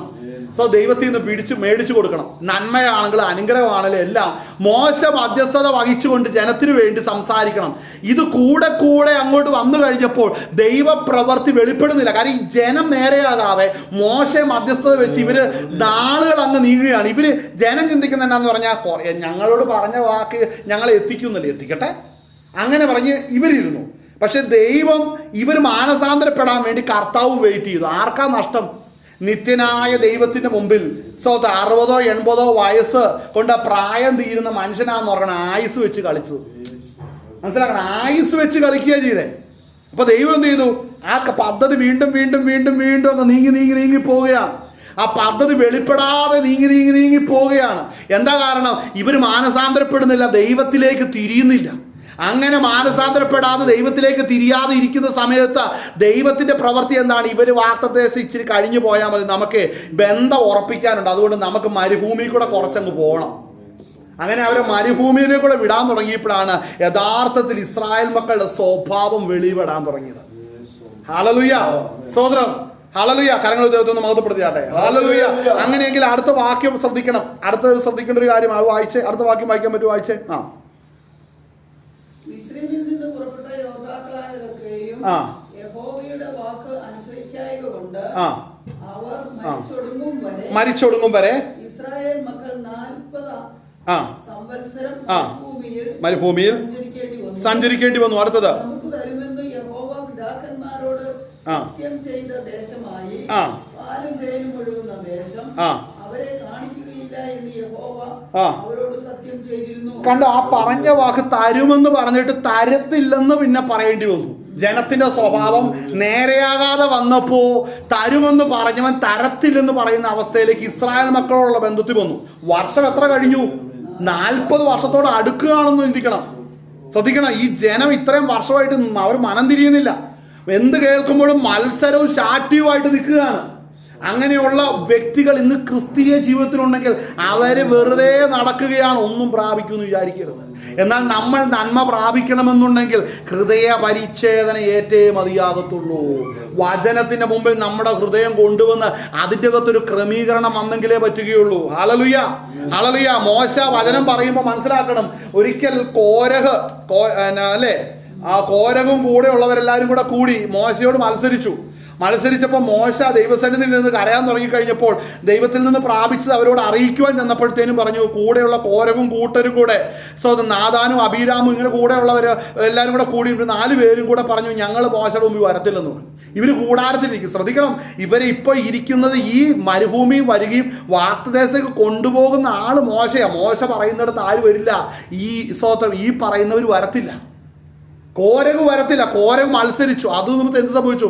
അവിടെ വെച്ച് അവർ വാഗ്ദത്തം കാണാതെ അവിടെ വെച്ച് അവർ മരിച്ചൊടുങ്ങുന്ന അവസ്ഥയിലേക്ക് അവിടെ എത്തി. ഇതൊക്കെ നമുക്ക് ദൃഷ്ടാന്തമായിട്ടാണ് ദൈവം വെച്ചിരിക്കുന്നത്. അപ്പോൾ മനസ്സിലാക്കണം, ഹൃദയത്തിൽ ശുദ്ധീകരണമില്ലാതെ വർഷങ്ങളായിട്ട് ക്രിസ്ത്യ ജീവിതം നയിച്ചാലും ദൈവ ശബ്ദം കേൾക്കത്തില്ലെന്ന് മനസ്സിലാക്കണം കേട്ടോ. കാര്യങ്ങൾ ദൈവത്തെ മഹത്വപ്പെടുത്തിയാട്ടെ. ഹല്ലേലൂയ. അടുത്ത വാക്യം വായിച്ചാട്ടെ. ഇനി എപ്പോഴാ മാറ്റം വന്നതെന്നും കൂടെ കാണണ്ടേ? അടുത്ത് വായിച്ചേ. എന്നാൽ അവർക്ക് പകരം അവൻ എഴുന്നേൽപ്പിച്ച പുത്രന്മാരെ യോശുവ പരിച്ഛേദന ചെയ്തു. ഇവിടെ ശ്രദ്ധിക്കണം, ഈ യോശുവ പരിച്ഛേദന ചെയ്യുന്ന അവരിൽ നിന്ന് അവർക്ക് പകരമായിട്ട് ജനിച്ച, അല്ലെങ്കിൽ അവർക്ക് പകരമായിട്ട് പ്രയാണത്തിൽ മരുഭൂയാത്രയിൽ ജനിച്ച പിള്ളാരെ എന്ത് ചെയ്തു? പരിച്ഛേദന ചെയ്തു. ഈ പരിച്ഛേദന ചെയ്യുമ്പോൾ ഒരു പ്രശ്നമുണ്ട്. എന്നാന്നറിയാവോ? ഈ പരിച്ഛേദന ചെയ്യുമ്പോൾ ഈ പിള്ളേർ ചോദിക്കുമോ, അപ്പച്ച ഞങ്ങളുടെ അപ്പച്ചന്മാരൊക്കെ എന്നാ ജീവിക്കാതിരുന്നേ, അല്ല അവരാരും എന്നാ വാഗ്ദത്തദേശത്തേക്ക് വരാതിരിക്കുന്ന വാഗ്ദത്തം. അതിന് കാരണം എന്നാന്ന് അറിയാമോ? അവർ ദൈവത്തെ അനുസരിച്ചില്ല. അപ്പൊ അങ്ങനെ ഒരു ചരിത്രം പിള്ളേർ കേൾക്കേണ്ടി വരും. പിള്ളേർ പറയുന്ന ചരിത്രം എന്നാന്നറിയാമോ? എൻ്റെ അപ്പന്മാരൊക്കെ കാര്യം ശരിയാ, അവര് ദൈവത്തെ സേവിക്കേണ്ട പോലെ സേവിച്ചില്ല, അത് ശാപമായിട്ട് തീർന്നു. അവസാനം എന്നാ പറ്റി? അവർ വഴി കൊണ്ട് അവസാനിക്കേണ്ടി വന്നു. ഞങ്ങൾ വാഗ്ദത്തദേശത്തേക്ക് കയറേണ്ടതായിട്ടും വന്നു. ഈ ചരിത്രം തിരിച്ചറിയാൻ പോകരുത്. അടുത്ത വാക്യമാണ് അതിന്റെ തെളിവെന്ന് പറയുന്നത്. എന്താണ് അവിടെ വായിക്കുന്നത്? അവരെ പ്രയാണത്തിൽ പരിച്ഛേദന ചെയ്യായ്ക കൊണ്ട് അവർ അഗ്രചർമ്മികളായി. ഇവിടെ ശ്രദ്ധിക്കണം, ഇത് എന്താ സംഭവിക്കുന്നത്? ഈ വാക്യം കേട്ടോ, പരിച്ഛേദന ഏൽക്കണമെന്ന് കൽപ്പനയുള്ള ഇസ്രായേല് പരിച്ഛേദന ഏൽക്കുന്നില്ലെങ്കിൽ, പരിച്ഛേദന വാഗ്ദത്ത സന്തതിക്കാണുള്ളത്, പരിച്ഛേദന ഏൽക്കുന്നില്ലെങ്കിൽ അവൻ അഗ്രചർമ്മിയാണ് എന്ന് പറഞ്ഞ ജാതീയനാണ്. അതായത് വാഗ്ദത്തം ഉള്ളവന്റെ ലിസ്റ്റിൽ കയറിയിട്ട് ആ കൽപ്പന അനുസരിക്കാതെ ജാതീയ സ്വഭാവത്തിൽ നടക്കുക, ഇത് വലിയ വിഷയമാണത്. ഹല്ലേലൂയ. വിശ്വാസിയാന്ന് പറഞ്ഞിട്ട് ജാതീയ സ്വഭാവത്തിൽ ജീവിക്കുന്ന നിലവാരം ചിന്തിക്കണം. ഇതൊക്കെ ക്രിസ്തീയ ജീവിതത്തിന്റെ അകത്തുണ്ട്, ഒത്തിരിയുണ്ട്. ചോദിക്കുമ്പോൾ പറയുമ്പോൾ ഞാൻ അബ്രഹാമിന്റെ സന്തതിയാന്ന് പറഞ്ഞു, ശരി പരിച്ഛേദനായിട്ടുണ്ടോ? ഇല്ല, അതെന്നാ എന്നെ കൊണ്ട് പറ്റത്തില്ല. ആ ടീംസ് ആണത്. അടുത്ത വാക്ക് ശ്രദ്ധിച്ചേ. വേഗം വായിച്ചു നിർത്താം, സമയം. സർവ്വജനത്തെയും പരിച്ഛേദന ചെയ്തു തീർന്ന ശേഷം അവർക്ക് സൗഖ്യമായതുവരെ അവർ പാളയത്തിൽ താന്താങ്ങളുടെ സ്ഥലത്ത് പാർത്തു. യഹോവ യോശുവയോട്, ഇന്ന് ഞാൻ മിസ്രയീമിന്റെ നിങ്ങളിൽ നിന്ന് കളഞ്ഞിരിക്കുന്നു എന്ന് അരുളി ചെയ്തു. അതുകൊണ്ട് ആ സ്ഥലത്തിന് ഇന്നുവരെ ഗിൽഗാൽ എന്ന് പേര് പറയുന്നു. ഈ വാക്യം ശ്രദ്ധിച്ചോ? അതുവരെ ദൈവത്തിന്റെ ഇടപെടൽ ആ ഒരൊറ്റ സ്പോട്ട് വന്നപ്പോ മാറി. ഈ പരിച്ഛേദനയേക്കാത്ത ഈ മനുഷ്യര് അല്ലെങ്കിൽ ഈ തലമുറ മുഴുവൻ ദൈവത്തെ കോപിച്ചു. പക്ഷെ പരിച്ഛേദന ഏറ്റ ഉടനെ ദൈവം പറയുന്ന ആദ്യത്തെ കാര്യം എന്താണ്? പറയുന്ന കാര്യം എന്താണ്? ഞാൻ മിസ്രയീമിന്റെ നിങ്ങളിൽ നിന്ന് ഉരുട്ടിക്കളഞ്ഞിരിക്കുന്നു. അപ്പോൾ ഞാനൊരു കാര്യം ചോദിക്കട്ടെ, ക്രിസ്തീയ ജീവിതത്തിൽ വന്നിട്ട് ഈ ഹൃദയപരിച്ഛേദന ഏൽക്കാതെ വിശ്വാസ ജീവിതം നയിച്ചാൽ നിന്ന കൂടെ കൂടും. ഈ നിന്ന ഉരുണ്ടു പോകണമെന്നുണ്ടെങ്കിൽ നമ്മൾ ഹൃദയ പരിച്ഛേദന, നമ്മൾ മാനസാന്തരപ്പെടണം. മാനസാന്തരപ്പെട്ടാൽ മാത്രമേ നിന്ന ഉരുണ്ടുപോളൂ. മാനസാന്തരപ്പെടാതെയും എന്ത് ചെയ്യാൻ പറ്റും? ക്രിസ്തീയ ജീവിതം നയിക്കാൻ പറ്റും. പരിച്ഛേദന ഏൽക്കാതെയും മരുഭൂപ്രയാണം ചെയ്യാൻ പറ്റും. കരങ്ങൾ ഒരു ദൈവത്തെ മഹത്വപ്പെടുത്തിയാട്ടെ. ഹല്ലേലൂയ. എന്നാൽ അങ്ങനെയുള്ളവരാരും എവിടെ ചെല്ലത്തില്ല? വാഗ്ദത്ത നാട് കാണത്തില്ല, വാഗ്ദത്ത ദേശം കാണത്തില്ല. വളരെ അപകടകരമായ ഒരു കാര്യമാണത്. ദൈവം പെട്ടെന്ന് അവരോട് പറഞ്ഞു, നിങ്ങൾ ഇനി നിങ്ങളുടെ മേൽ ഇരിക്കത്തില്ല, നിങ്ങളെ ഇനി ഞാൻ നിന്ദിക്കപ്പെട്ടവരോട് ഇടപെടുന്ന ഒരു വിധത്തിൽ ഞാൻ നിങ്ങളോട് ഒരിക്കലും ഇടപെടത്തില്ല എന്ന് അവിടെ സംസാരിക്കാൻ കാരണമായത് എപ്പോഴാണ്? അവർ പരിച്ഛേദന ഏറ്റപ്പോഴാണ് അതിൽ നിന്ന് ദൈവം മാറ്റം തന്നത്. ഹല്ലേലൂയ, സ്തോത്രം. അപ്പോൾ ഈ നിലവാരത്തിലാണ് ദൈവത്തിന്റെ പ്രവൃത്തി അവിടെ വെളിപ്പെടുന്നത്. അടുത്ത 2 വാക്കുകൂടെ വായിച്ചു മാറ്റാം. വായിച്ചോ. ഇസ്രായേൽ മക്കൾ ഗിൽഗാലിൽ പാളയമിറങ്ങി ആ മാസം 14-ാം തീയതി സന്ധ്യാസമയത്ത് യെരിഹോ സമഭൂമിയിൽ വെച്ച് പെസഹ കഴിച്ചു. പെസഹയുടെ പിറ്റേ ദിവസം തന്നെ അവർ ദേശത്തെ വിളവ് കൊണ്ടുള്ള പുളിപ്പില്ലാത്ത അപ്പവും മലരും തിന്നു. ഇവിടെ ശ്രദ്ധിക്കണം, ഈ ഭാഗം കഴിഞ്ഞിട്ട് അടുത്ത അധ്യായം 6-ാം അധ്യായമാണ്. ഈ 6-ാം അധ്യായം ഇവര് യെരിഹോ പിടിച്ചടക്കാൻ പോകും. ആദ്യത്തെ യുദ്ധമാണ്. യോർദാൻ കടന്നു കയറിയിട്ട് ആദ്യത്തെ യുദ്ധമാണ്. അപ്പൊ ദൈവം ചെയ്യുന്ന പരിപാടി ഉണ്ടോ? ഇവര് ദൈവവുമായിട്ടുള്ള ബന്ധം ശരിയായിട്ടില്ല, യുദ്ധം ചെയ്യാൻ പോയാൽ വീഴും. ദൈവവുമായിട്ടുള്ള ബന്ധം ശരിയല്ലേ, ആത്മീക യുദ്ധം തുടങ്ങിയ യെരിഹോവ് കീഴടക്കുക വളരെ ബുദ്ധിമുട്ടാണ്. ദൈവവുമായിട്ടുള്ള ബന്ധം ക്ലിയർ ആണെങ്കിൽ മാത്രമാണ് ദൈവ ശബ്ദം കേൾക്കുകയും യെരിഹോ പിടിക്കപ്പെടുകയും ചെയ്യത്തുള്ളൂ. മനസ്സിലാക്കണം, നമ്മുടെ ജീവിതത്തിലും യെരിഹോ പോലെ നിൽക്കുന്ന പ്രശ്നങ്ങളെ കീഴടക്കണമെന്നുണ്ടോ? ആരെ കൊണ്ടാണോ അത് കീഴടക്കാൻ ദൈവം പറഞ്ഞിട്ട് അവൻ ആദ്യം ദൈവസന്നിധി വന്ന് പരിച്ഛേദന ഏൽക്കണം. ഏത് പരിച്ഛേദന? ഹൃദയ പരിച്ഛേദന ഏൽക്കണം. മാനസാന്തരപ്പെട്ടില്ലെങ്കിൽ ഒരു കാര്യം ഉറപ്പാ, യോർദാൻ കടന്നു കയറിയിട്ട് അവിടെ അങ്ങ് ഇരിക്കാം. അടുത്ത ദൈവശബ്ദവും ഇല്ല. എന്നാ കാര്യം? ഇവരിൽ നിന്ന് ആ സമയം പ്രതീക്ഷിക്കുന്ന ശുദ്ധീകരണം വെളിപ്പെടുന്നില്ലെന്നുണ്ടെങ്കിൽ ഒരിക്കലും ദൈവത്തിന് ഇടപെടാൻ പറ്റത്തില്ല. കാര്യം, വലിയൊരു തലമുറ പുറകിൽ എന്ത് സംഭവിച്ചു? സ്തോത്രം, എന്ത് സംഭവിച്ചു? ഹല്ലേലൂയ. വലിയൊരു തലമുറ മുഴുവൻ അവിടെ വീണുപോയി. ഹല്ലേലൂയ. താഴെ ഹല്ലേലൂയ. സ്തോത്രം. താഴെ ഇറക്കിരുത്തണ്ട, താഴെ ഇറക്കിയത്. സ്തോത്രം. ഹല്ലേലൂയ. വായിച്ച അടുത്ത വാക്യം വായിച്ചേ. എന്നാ ജാൻസി വടി ഇടയ്ക്ക് കൊടുക്ക്. വീട്ടിൽ അടി കൊടുക്കുന്നില്ല, ഇവിടെ ചർച്ച വരുമ്പോ 2 എണ്ണം കൊടുത്തു കഴിയുമ്പോ മര്യാദയ്ക്ക് കൊടുത്തു നോക്ക്. ആമേൻ. ഹല്ലേലൂയ. വായിച്ച അടുത്ത വാക്യം വായിച്ചേ. ഇസ്രായേൽ മക്കളുടെ നിമിത്തം അടച്ച് ഞാനൊരു കാര്യം പറയും. യെരിഹോവേ, നമ്മുടെ എല്ലാം പ്രാർത്ഥന യെരിഹോ ഇന്ന് വീഴണോന്നാ പറയുന്നത്. പക്ഷേ ഈ ദൈവവുമായിട്ടുള്ള ഉടമ്പടി ശരിയായില്ലെങ്കിൽ എന്നാ പറ്റൂന്നറിയാവോ? ഈ ഇസ്രായേൽ നിമിത്തം അടച്ചുറപ്പിച്ച് യെരിഹോവിനെ നീ ജീവിതത്തിൽ പിടിച്ചടക്കത്തില്ല. മാനസാന്തരപ്പെടാതെ ഒരിക്കലും യെരിഹോവ് കീഴടങ്ങത്തില്ല.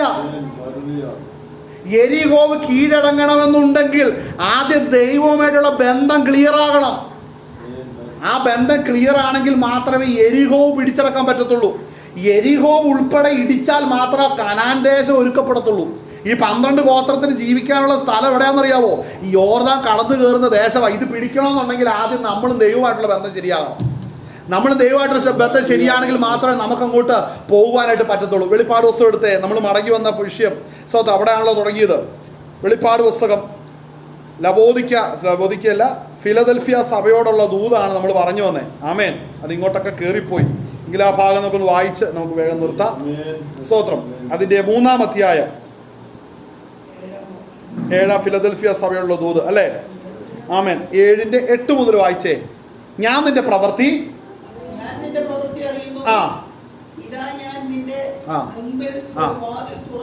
തുറന്നു വെച്ചിരിക്കുന്നു. നിനക്ക് അല്പമേ ശക്തിയുള്ളൂ എങ്കിലും നീ എന്റെ വചനം കാത്തു എന്റെ നാമം നിഷേധിച്ചിട്ടില്ല.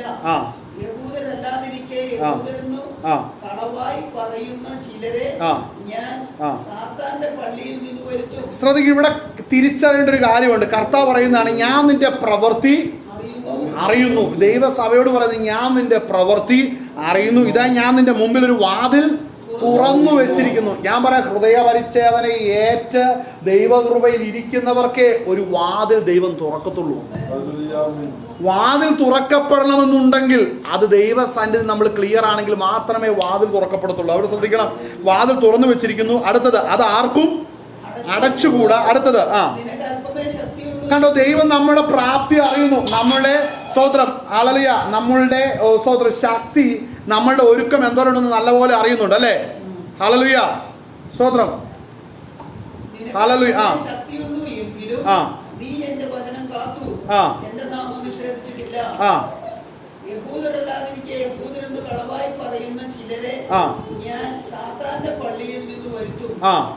അവർ നിന്റെ കാൽക്കൽ വന്ന് നമസ്കരിക്കുവാനും ഞാൻ നിന്നെ സ്നേഹിച്ചു എന്ന് അറിയുവാനും സംഗതി വരുത്തും. സ്തോത്രം. അവിടെ പറയുന്ന കാര്യം എന്താണ്?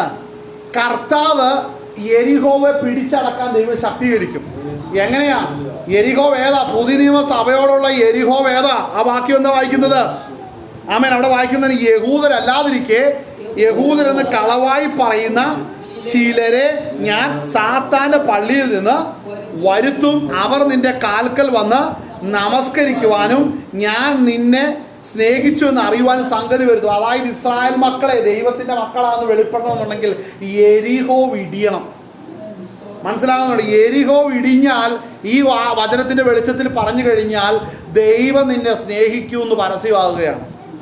അപ്പോൾ ചില ശത്രു ശക്തികളെ ദൈവനാമത്തിന് വിരുദ്ധമായിട്ട് സാത്താന്റെ പള്ളി, അതായത് പുതിയ നിയമ സഭയുടെ വെളിച്ചത്തിൽ ഈ സിനഗോഗുകളെല്ലാം സാത്താന്റെ സഭ, സാത്താന്റെ പള്ളി എന്ന പ്രയോഗമാണ് കൊടുക്കുന്നത്.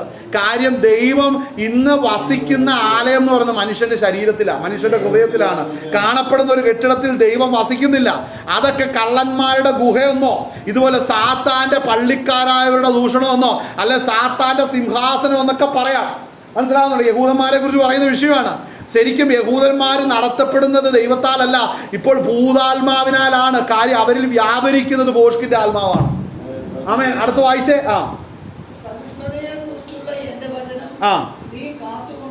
കണ്ടോ, എന്തുകൊണ്ടാണ് ഇവിടെ വീണ്ടും പറഞ്ഞത്? വചനം. ഹൃദയ പരിച്ഛേദന ഏൽക്കാൻ ആത്മാവിനാലുള്ള ഹൃദയ പരിച്ഛേദനയെ കുറിച്ചാണ് പൗലോസ് റോമാലേഖനത്തിൽ പറഞ്ഞിരിക്കുന്നില്ലേ. അങ്ങനെയെങ്കിൽ ഈ വചനപ്രകാരം നോക്കുമ്പോൾ സ്തോത്രം, നമ്മൾ സഹിഷ്ണുതയെ കുറിച്ച് പറഞ്ഞ വചനം കാത്തു സൂക്ഷിച്ചു. നമുക്ക് പറ്റുമോ? നമ്മെ കുറിച്ച് പറയാൻ പറ്റുമോ? ഞാൻ വചനം കാത്തു സൂക്ഷിച്ചിട്ടുണ്ടെന്ന് പറയാനായിട്ട് എത്ര പേർക്ക് പ്രാഗൽഭ്യമുണ്ട്?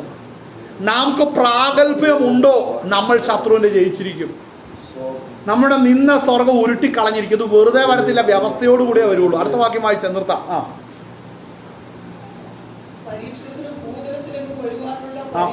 മൈക്ക് അടുപ്പിച്ച് വെച്ച് വായിക്കാം. കാക്കും. ഞാൻ വേഗം വരുന്നു. നിന്റെ കിരീടം ആരും എടുക്കാതിരിക്കുവാൻ തക്കവണ്ണം നിനക്കുള്ളത് പിടിച്ചുകൊള്ളുക. ജയിക്കുന്നവനെ ഞാൻ എന്റെ ദൈവത്തിന്റെ ആലയത്തിൽ ഒരു തൂണാക്കും. ഒരിക്കലും അവിടെ നിന്ന് പോവുകയില്ല. എന്റെ ദൈവത്തിന്റെ നാമവും എന്റെ ദൈവത്തിന്റെ പക്കൽ നിന്ന് സ്വർഗത്തിൽ നിന്ന് തന്നെ ഇറങ്ങുന്ന പുതിയ യെരൂശലേം എന്ന എന്റെ ദൈവത്തിൻ നഗരത്തിന്റെ നാമവും എന്റെ പുതിയ നാമവും ഞാൻ അവന്റെ മേൽ എഴുതും. അടുത്ത സഭയെ കുറിച്ച് ലവോദിക്കയെ കുറിച്ച് വായിച്ച 14 ലവോദിക്കയിലെ സഭയുടെ ദൂതൻ എഴുതുക. വിശ്വസ്തനും സത്യവാനുമായ സാക്ഷിയായി ദൈവ സൃഷ്ടിയുടെ ആരംഭമായ ആമേൻ എന്നുള്ളവൻ അരുളി ചെയ്യുന്നത്, ഞാൻ നിന്റെ പ്രവൃത്തി അറിയുന്നു. നീ ഉഷ്ണവാനുമല്ല ശീതവാനുമല്ല. ശീതവാനോ ഉഷ്ണവാനോ ആയിരുന്നു എങ്കിൽ. ഇവിടെ ശ്രദ്ധിക്കുക, ഇസ്രായേൽ മക്കൾ ഒരു വലിയ പ്രശ്നമായിരുന്നു ഇത് അല്ലേ. എന്താ പ്രശ്നം? ശീതവാനോ ഉഷ്ണവാനോ. ഇവിടെ കുറെ പേര് ശീതവാന്മാരുണ്ട്, കുറെ പേര് ഉഷ്ണവാന്മാരും ഉണ്ട്. ഇങ്ങനെ ഇടകലർന്ന അനുഭവമാണ് യഥാർത്ഥ ഇസ്രായേൽ മക്കളുടെ അനുഭവം എന്ന് പറയുന്നത്. എന്തുകൊണ്ടാണ് അവര് വാഗ്ദത്തദേശം പിടിക്കാതെ പോയത്? ഈ സ്വഭാവം ഉണ്ടായിരുന്നു. ആമേൻ. അടുത്ത ഇങ്ങനെ ശീതവാനുമല്ല ഉഷ്ണവാനുമല്ല ശീതോഷ്ണവാനാകയാൽ നിന്നെ എന്റെ വായിൽ നിന്ന് ഉമിണ്ണ് കളയ. ശ്രദ്ധിക്കണം കേട്ടോ, കർത്താവ് ഉമിണ്ണ് കളഞ്ഞാ പിന്നെ ചവിട്ടാനേ കൊള്ളത്തുള്ളൂ. ഹല്ലേലൂയ. കർത്താവ് തന്നെ പറഞ്ഞു, ഉപ്പ് കാരമില്ലാതെ പോയാൽ പിന്നെ എന്തൊന്നും രുചി വരുത്തും. പുറത്ത് കളഞ്ഞിട്ട് അതിനെ ചവിട്ടിക്കളയുക അത്ര അതിന്റെ അവസാനം. ഈ ചവിട്ടിക്കളയുന്ന ആരുടെ കയ്യിലേക്ക് ഏൽപ്പിക്കുന്നത്? ജാതികളുടെ കയ്യിലേക്ക് ഏൽപ്പിക്കുന്നത്. ജാതികളുടെ കയ്യിലേക്ക് ഏൽപ്പിച്ച് അവർ നല്ലപോലെ ചവിട്ടി മെരുക്കി ചെയ്തിട്ട് പോകും. ജാതികളുടെ കയ്യിൽ ഏൽപ്പിക്കപ്പെടാതിരിക്കണമെന്നുണ്ടെങ്കിൽ ഇന്ന് പകൽ നേരം ഹൃദയപരിച്ഛേദനയായിട്ട് ദൈവത്തിന് കീഴടങ്ങണം. ഇല്ലെങ്കിൽ ചവിട്ടിക്കളയേണ്ടതായിട്ട് വരും. അടുത്ത വാക്യം വായിച്ചേ. ഞാൻ ധനവാനായിരിക്കുന്നു, സമ്പന്നനായിരിക്കുന്നു, എനിക്ക് ഒന്നിനും മുട്ടില്ല എന്ന് പറഞ്ഞുകൊണ്ട് നീ നിർഭാഗ്യനും ഹരിതനും ധനികനും കുരുടനും മഗ്നനും എന്ന് അറിയാതിരിക്കുകയാൽ നീ സമ്പന്നനാകേണ്ടതിന് നീ ഊടിക്കഴിച്ച പൊന്നും നിന്റെ നഗ്നതയുടെ ലജ്ജ വെളിവാകാത്ത വണ്ണം ധരിക്കേണ്ടതിന് വെള്ളയുടുപ്പും നിനക്ക് കാഴ്ച രചിക്കേണ്ടതിന് കണ്ണിലെഴുതുവാൻ ലേപവും എന്നോട് വിലയ്ക്ക് വാങ്ങുവാൻ ഞാൻ നിന്നോട് ബുദ്ധി പറയുന്നു. ഇവിടെ ശുദ്ധീകരിച്ച് മാന്യവും ഗുണവും ശ്രേഷ്ഠവുമാക്കുവാനാണ് ദൈവം ഇടപെടുന്നത്. ആ പദ്ധതിക്ക് വേണ്ടി യോഗ്യത നേടണമെന്നുണ്ടെങ്കിൽ ദൈവം തന്നെ, കർത്താവ് തന്നെ പറഞ്ഞിരിക്കുന്ന കാര്യം എന്താ പറഞ്ഞിരിക്കുന്നത്? നീ എന്നോട് നിന്റെ കണ്ണിൽ നിനക്ക് കാഴ്ച ലഭിക്കേണ്ടതിന് കണ്ണിൽ എഴുതുവാൻ ലേപവും എന്നോട് വിലയ്ക്ക് വാങ്ങുവാൻ ഞാൻ നിന്നോട് ബുദ്ധി പറയുന്നു. ശ്രദ്ധിച്ചേ, ബുദ്ധി പറയുന്നു. നമ്മുടെ ജീവിതത്തിൽ കൈമോശം വന്ന നന്മകളും അനുഗ്രഹങ്ങളും അല്ലെങ്കിൽ ഏതെങ്കിലും അഭിവൃദ്ധികൾ കൈമോശം വന്നിട്ടുണ്ടെങ്കിൽ മനസ്സിലാക്കണം, അങ്ങനെ തന്നെ മുമ്പോട്ട് പൊക്കോളാനല്ല ദൈവത്തിന്റെ വചനം പറയുന്നത്. നീ എന്നോട് വിലയ്ക്ക് മേടിക്കണം. നിനക്ക് ഇതിനു മുമ്പ് കിട്ടിയത് ഫ്രീ ആയിട്ടായിരുന്നു, അതുകൊണ്ട് നശിപ്പിച്ചു. കർത്താവ് ഫ്രീ ആയിട്ട് തന്ന പലതുണ്ട്, അതുകൊണ്ട് നശിപ്പിച്ചു. കർത്താവിന്റെ സന്നിധിയിൽ വന്നപ്പോൾ കൃപാവരങ്ങളുണ്ടായിരുന്നു, പ്രവചനങ്ങളുണ്ടായിരുന്നു, ദർശനങ്ങളുണ്ടായിരുന്നു, കർത്താവ് നൽകിയ പല ആത്മീക നന്മകളുണ്ടായിരുന്നു. ഇത് കുറെ കഴിഞ്ഞപ്പോൾ അങ്ങ് പോയി. പിന്നെ എനിക്ക് എന്നാന്ന് അറിയത്തില്ല, അത് പോയി. അങ്ങനെയുള്ളവരോടൊരു കാര്യം പറയും, ഇനി നീ വില കൊടുത്തു മേടിക്കണം, അതിനു വേണ്ടി ഉപവസിച്ചിരിക്കണം, അതിനു വേണ്ടി കരയണം, എങ്കിൽ മാത്രമേ അത് ലഭിക്കുകയുള്ളൂ. ഇല്ലെങ്കിൽ ലവോദിക്ക സഭയ്ക്ക് സംഭവിക്കുന്നത് പോലെ ഉഷ്ണവാനുമല്ല ശീതവാനുമല്ല, ഞാൻ ധനവാന, പക്ഷെ നിന്റെ നഗ്നത നിനക്കൊട്ട് മനസ്സിലാകത്തുമില്ല. പ്രശ്നം എരിഹോ പിടിക്കൂന്ന് ജീവിതത്തിൽ വിചാരിക്കണ്ട. എരിഹോ പട്ടണം പിടിച്ചടക്കി വാഗ്ദത്തം പ്രാപിക്കുമെന്ന് വിചാരിക്കേണ്ട കാര്യം. ആരംഭം നമ്മൾ കേട്ടതുപോലെ പിതൃദേശം ഉണ്ട്. ആ പിതൃദേശത്തെ കുറിച്ചുള്ള ചിന്ത കയറിയ ലഭിച്ചത് വിട്ടിട്ട് പുറകോട്ട് പോകും. ലഭിച്ചത് വിട്ടിട്ട് പുറകോട്ട് പോയി കഴിഞ്ഞാൽ പിന്നെ അവനെ പുതുക്കുവാൻ സാധിക്കുന്നതല്ല. ഇന്ന് പകൽ നേരം മനസ്സിലാക്കി എവിടെയാണ് ക്രമീകരിക്കപ്പെടേണ്ടത്, ആ മേഖലകൾ ക്രമീകരിക്കുവാൻ നമ്മൾ ഏൽപ്പിച്ചു കൊടുക്കണം. സ്തോത്രം, ഹല്ലേലൂയ. യോശുവായ്ക്ക് മനസ്സിലായി. നിങ്ങൾക്കറിയാം, ആഖാൻ അവിടെ പാപം ചെയ്തു അല്ലേ? ആഖാൻ പാപം ചെയ്തു കഴിഞ്ഞപ്പോൾ എരിഹോ പിടിച്ച് പുറത്തു വന്നപ്പം ആഖാന്റെ വഞ്ചന അവിടെ വെളിപ്പെട്ടു. അരുതെന്ന് പറഞ്ഞത് അനുസരിക്കാതെ പോയി ചെയ്തിട്ട് അത് രഹസ്യമായിട്ട് ആ കൂടാരത്തിൽ കൊണ്ട് ഒളിപ്പിച്ചു വെച്ചു. നമുക്ക് ആ ഭാഗവും കൂടെ ഒന്ന് വായിക്കാം. ദൈവത്തിന്റെ ആത്മ അങ്ങനെ എല്ലാം കൊണ്ടുപോകുന്നു ഈ ഭാഗത്തേക്ക്. സ്തോത്രം. 7-ാം അധ്യായത്തിന്റെ അകത്ത്, യോശുവയുടെ പുസ്തകം 7-ാം അധ്യായം. സ്തോത്രം, ഹല്ലേലൂയ, ഹല്ലേലൂയ, ഹല്ലേലൂയ. അതിന്റെ 7:6 യോശുവ വസ്ത്രം കീറി യഹോവയുടെ പെട്ടകത്തിന് മുമ്പിൽ അവനും ഇസ്രായേൽ മൂപ്പന്മാരും തലയിൽ മണ്ണു വാരിയിട്ട് കൊണ്ട് സന്ധ്യ വരെ സാഷ്ടാംഗം വീണ് കിടന്നു. 7-ാം വാക്യം. അയ്യോ കർത്താവായ യഹോവേ, ഞങ്ങളെ നശിപ്പിക്കുവാൻ അമോര്യരുടെ കയ്യിൽ ഏൽപ്പിക്കേണ്ടതിന് നീ ഈ ജനത്തിന് യോർദാൻ അക്കരെ കൊണ്ടുവന്നത് എന്ത്? ഞങ്ങൾ യോർദാൻ അക്കരെ പാർത്തിരുന്നെങ്കിൽ മതിയായിരുന്നു. കണ്ടോ, അവിടെ വലിയൊരു പരാജയം വന്നപ്പോൾ ഇതിലും ഭേദം പഴയ സെറ്റപ്പായിരുന്നു നല്ലതെന്ന് പറയുന്ന അവസ്ഥയിലേക്ക് യോശുവ എത്തി. അടുത്തത് ശ്രദ്ധിക്കേണ്ട ഒരു കാര്യം, മതിയായിരുന്നു. അടുത്തത് യഹോവ ഇസ്രായേൽ ശത്രുക്കൾക്ക് പുറം കാട്ടിയ ശേഷം ഞാൻ എന്തു പറയുന്നു? കനാന്യരും ദേശനിവാസികളൊക്കെയും കേട്ടിട്ട് ഞങ്ങളെ ചുറ്റി വളഞ്ഞ് ഭൂമിയിൽ നിന്ന് ഞങ്ങളുടെ പേര് മായ്ച്ചു കളയും. കണ്ട എന്തൊക്കെ സംഭവിച്ചു? ഒരുത്തൻ ഒരു തെറ്റ് ചെയ്തപ്പോ പാളയം മുഴുവനും വേദനിക്കുകയാണ്. ഒരുത്തന്റെ തെറ്റാണ്, പക്ഷേ ആ തെറ്റ് നിമിത്തം പാളയം മുഴുവനും ദുഃഖിക്കുകയാണ്. ആളുകൾ എന്തൊക്കെയാ പറയുന്നത് ശ്രദ്ധിച്ച, വാക്കുകൾ ശ്രദ്ധിക്കണം. എന്തൊക്കെ ശ്രദ്ധിച്ച് ഇപ്പം യോശുവ നോക്കിയപ്പോൾ ശത്രുക്കൾ വന്ന് കീഴടക്കുന്ന അനുഭവത്തിൽ വന്ന് വളയുക. ഇതെന്തുകൊണ്ട് സംഭവിച്ചു? കർത്താവെ, ഞങ്ങൾ ഇച്ചിരി മുമ്പേ അല്ലേ പിള്ളേരുടെ എല്ലാം പരിച്ഛേദന കഴിച്ച് കയറിയത്? അതെ, നീ പറഞ്ഞല്ലേ യെരിഹോ നിന്റെ കയ്യിലിരിക്കുന്നു എന്ന്. അതെ, ഞങ്ങൾ യുദ്ധം ചെയ്തു, പിന്നെ എന്താ ഞങ്ങൾ തോറ്റുപോയതാ? അവിടെയാണ് വിഷയം.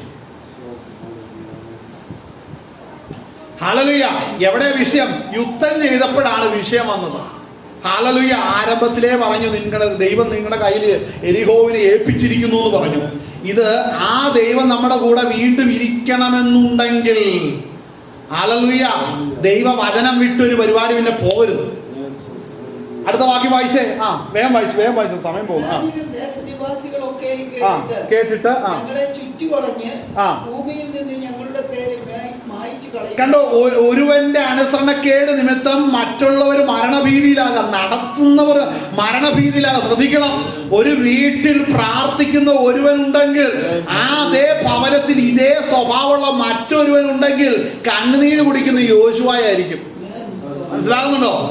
യുദ്ധം ചെയ്യാൻ മുമ്പോട്ട് നിൽക്കുന്നവനുടെ അടിയും കിട്ടും, പ്രശ്നങ്ങളും രോഗവും പ്രതിസന്ധിയും കൊണ്ട് വലയുമ്പോ അവൻ നിലവിളിക്കാൻ തുടങ്ങും. ചോദിക്കും, നീ പറഞ്ഞതല്ലേ തരൂന്ന് പറഞ്ഞ, പക്ഷേ പാളയത്തിൽ അശുദ്ധിയുണ്ട്. ഹല്ലേലൂയ. അടുത്ത വാക്യം വായിച്ചേ. അത് അങ്ങനെ പോകുന്നു.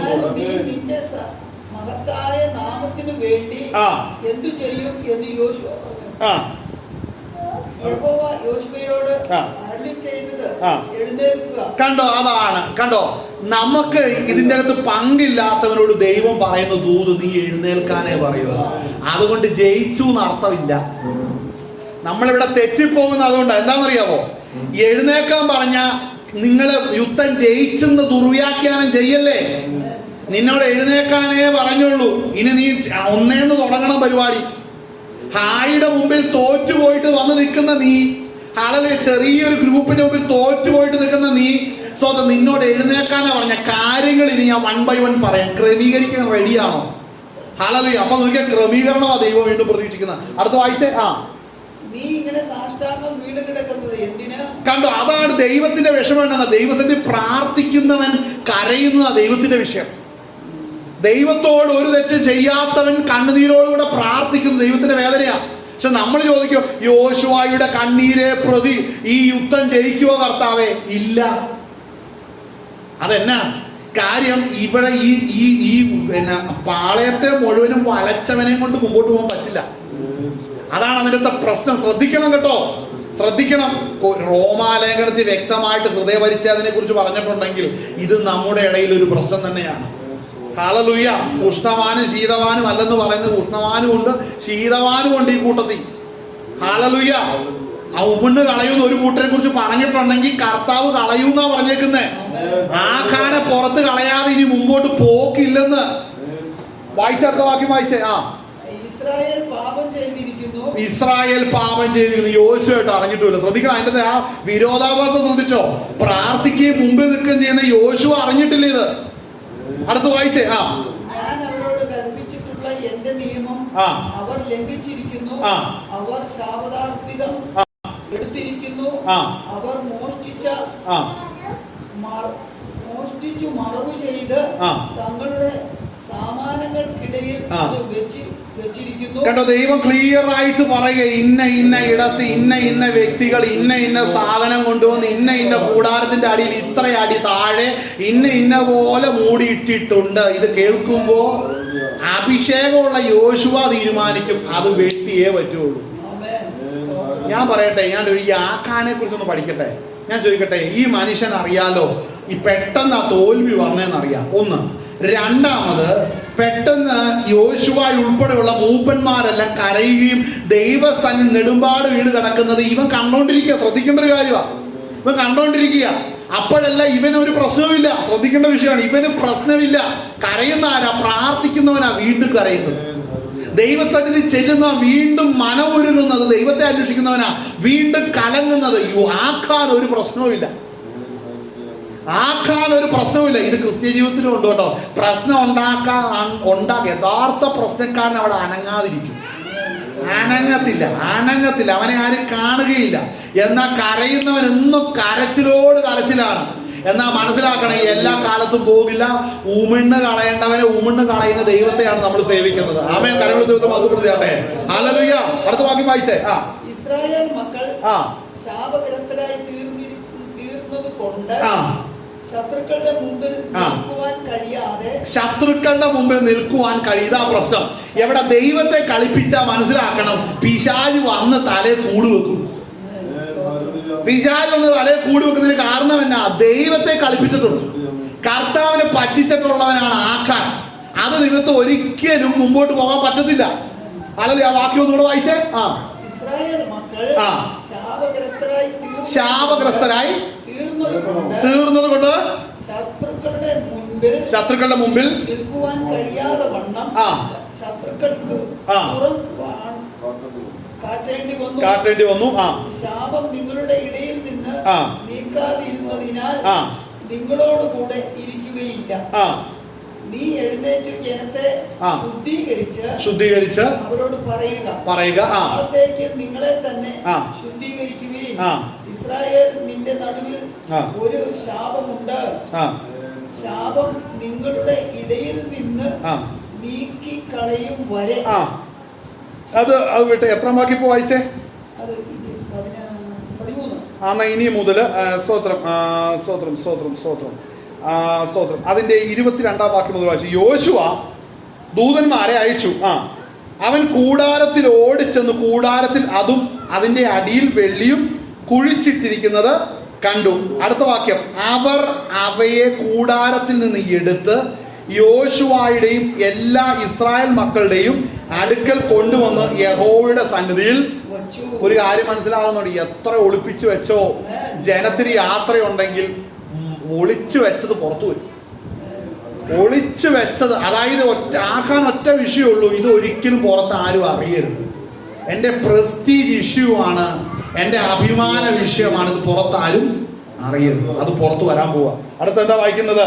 നീ ഞങ്ങളെ, അവിടെ ശ്രദ്ധിക്കണം, അവിടെ വായിക്കുന്ന ഒരു കാര്യമുണ്ട്. 24 വായിക്കുന്നത് എന്താണ്? അപ്പോൾ യോശുവ ഇസ്രായേലും കൂടെ സേരഹിന്റെ പുത്രനായ ആഖാനെ വെള്ളി മേലങ്കി പൊൻകട്ടി അവന്റെ പുത്രന്മാർ പുത്രിമാർ അവന്റെ കാള കഴുത ആട് കൂടാരം ഇങ്ങനെ അവനുള്ളത് സകലവുമായി ആഖോർ താഴ്വരയിൽ കൊണ്ടുപോയി. ഇവിടെ ശ്രദ്ധിക്കണം, ആഖോർ താഴ്വരയിൽ കൊണ്ടുപോയി. അടുത്തത്, നീ ഞങ്ങളെ വലച്ചതെന്തിന്? യഹോവ ഇന്നു നിന്നെ വലയ്ക്കും എന്ന് യോശുവ പറഞ്ഞു. അതിന് മുമ്പ്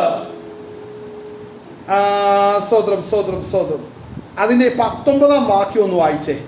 അല്ല, അതിന്റെ 18ഉം 19 വാക്യം വളരെ ഇമ്പോർട്ടന്റ് ഒരു വാക്യമാണ്. അവന്റെ കുടുംബത്തെയും ആളാം പ്രതി വരുത്തി. അടുത്തത്, യഹൂദ ഗോത്രത്തിൽ സേരഹിന്റെ മകനായ സബ്ദിയുടെ മകനായ കർമ്മിയുടെ മകനായ ആഖാൻ പിടിക്കപ്പെട്ടു. അടുത്ത വാക്യം ശ്രദ്ധിക്കണം.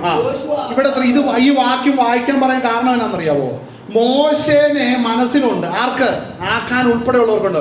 മോശ എന്ത് തെറ്റ് ചെയ്താൽ, അല്ലെങ്കിൽ ജനം എന്ത് തെറ്റ് ചെയ്താലും ജനം കരയും, മോശ നിലവിളിക്കും. ദൈവമാണെങ്കിൽ ചെയ്യുവാനിരിക്കുന്ന ശിക്ഷാവിധി മാറ്റിക്കളയും. ഇത് സ്ഥിരം നടന്നുകൊണ്ടിരിക്കുക. അങ്ങനെ നടന്നുകൊണ്ടിരിക്കുന്നതിന്റെ നടുവിലാണെന്ന് ഓർക്കണം, ഈ യോശുവ നേതൃത്വത്തിൽ വന്നപ്പോൾ യോശുവ മോശ പ്രവർത്തിക്കുന്നത് പോലെ, മോശ പറഞ്ഞതുപോലെ അല്ല പറഞ്ഞത്.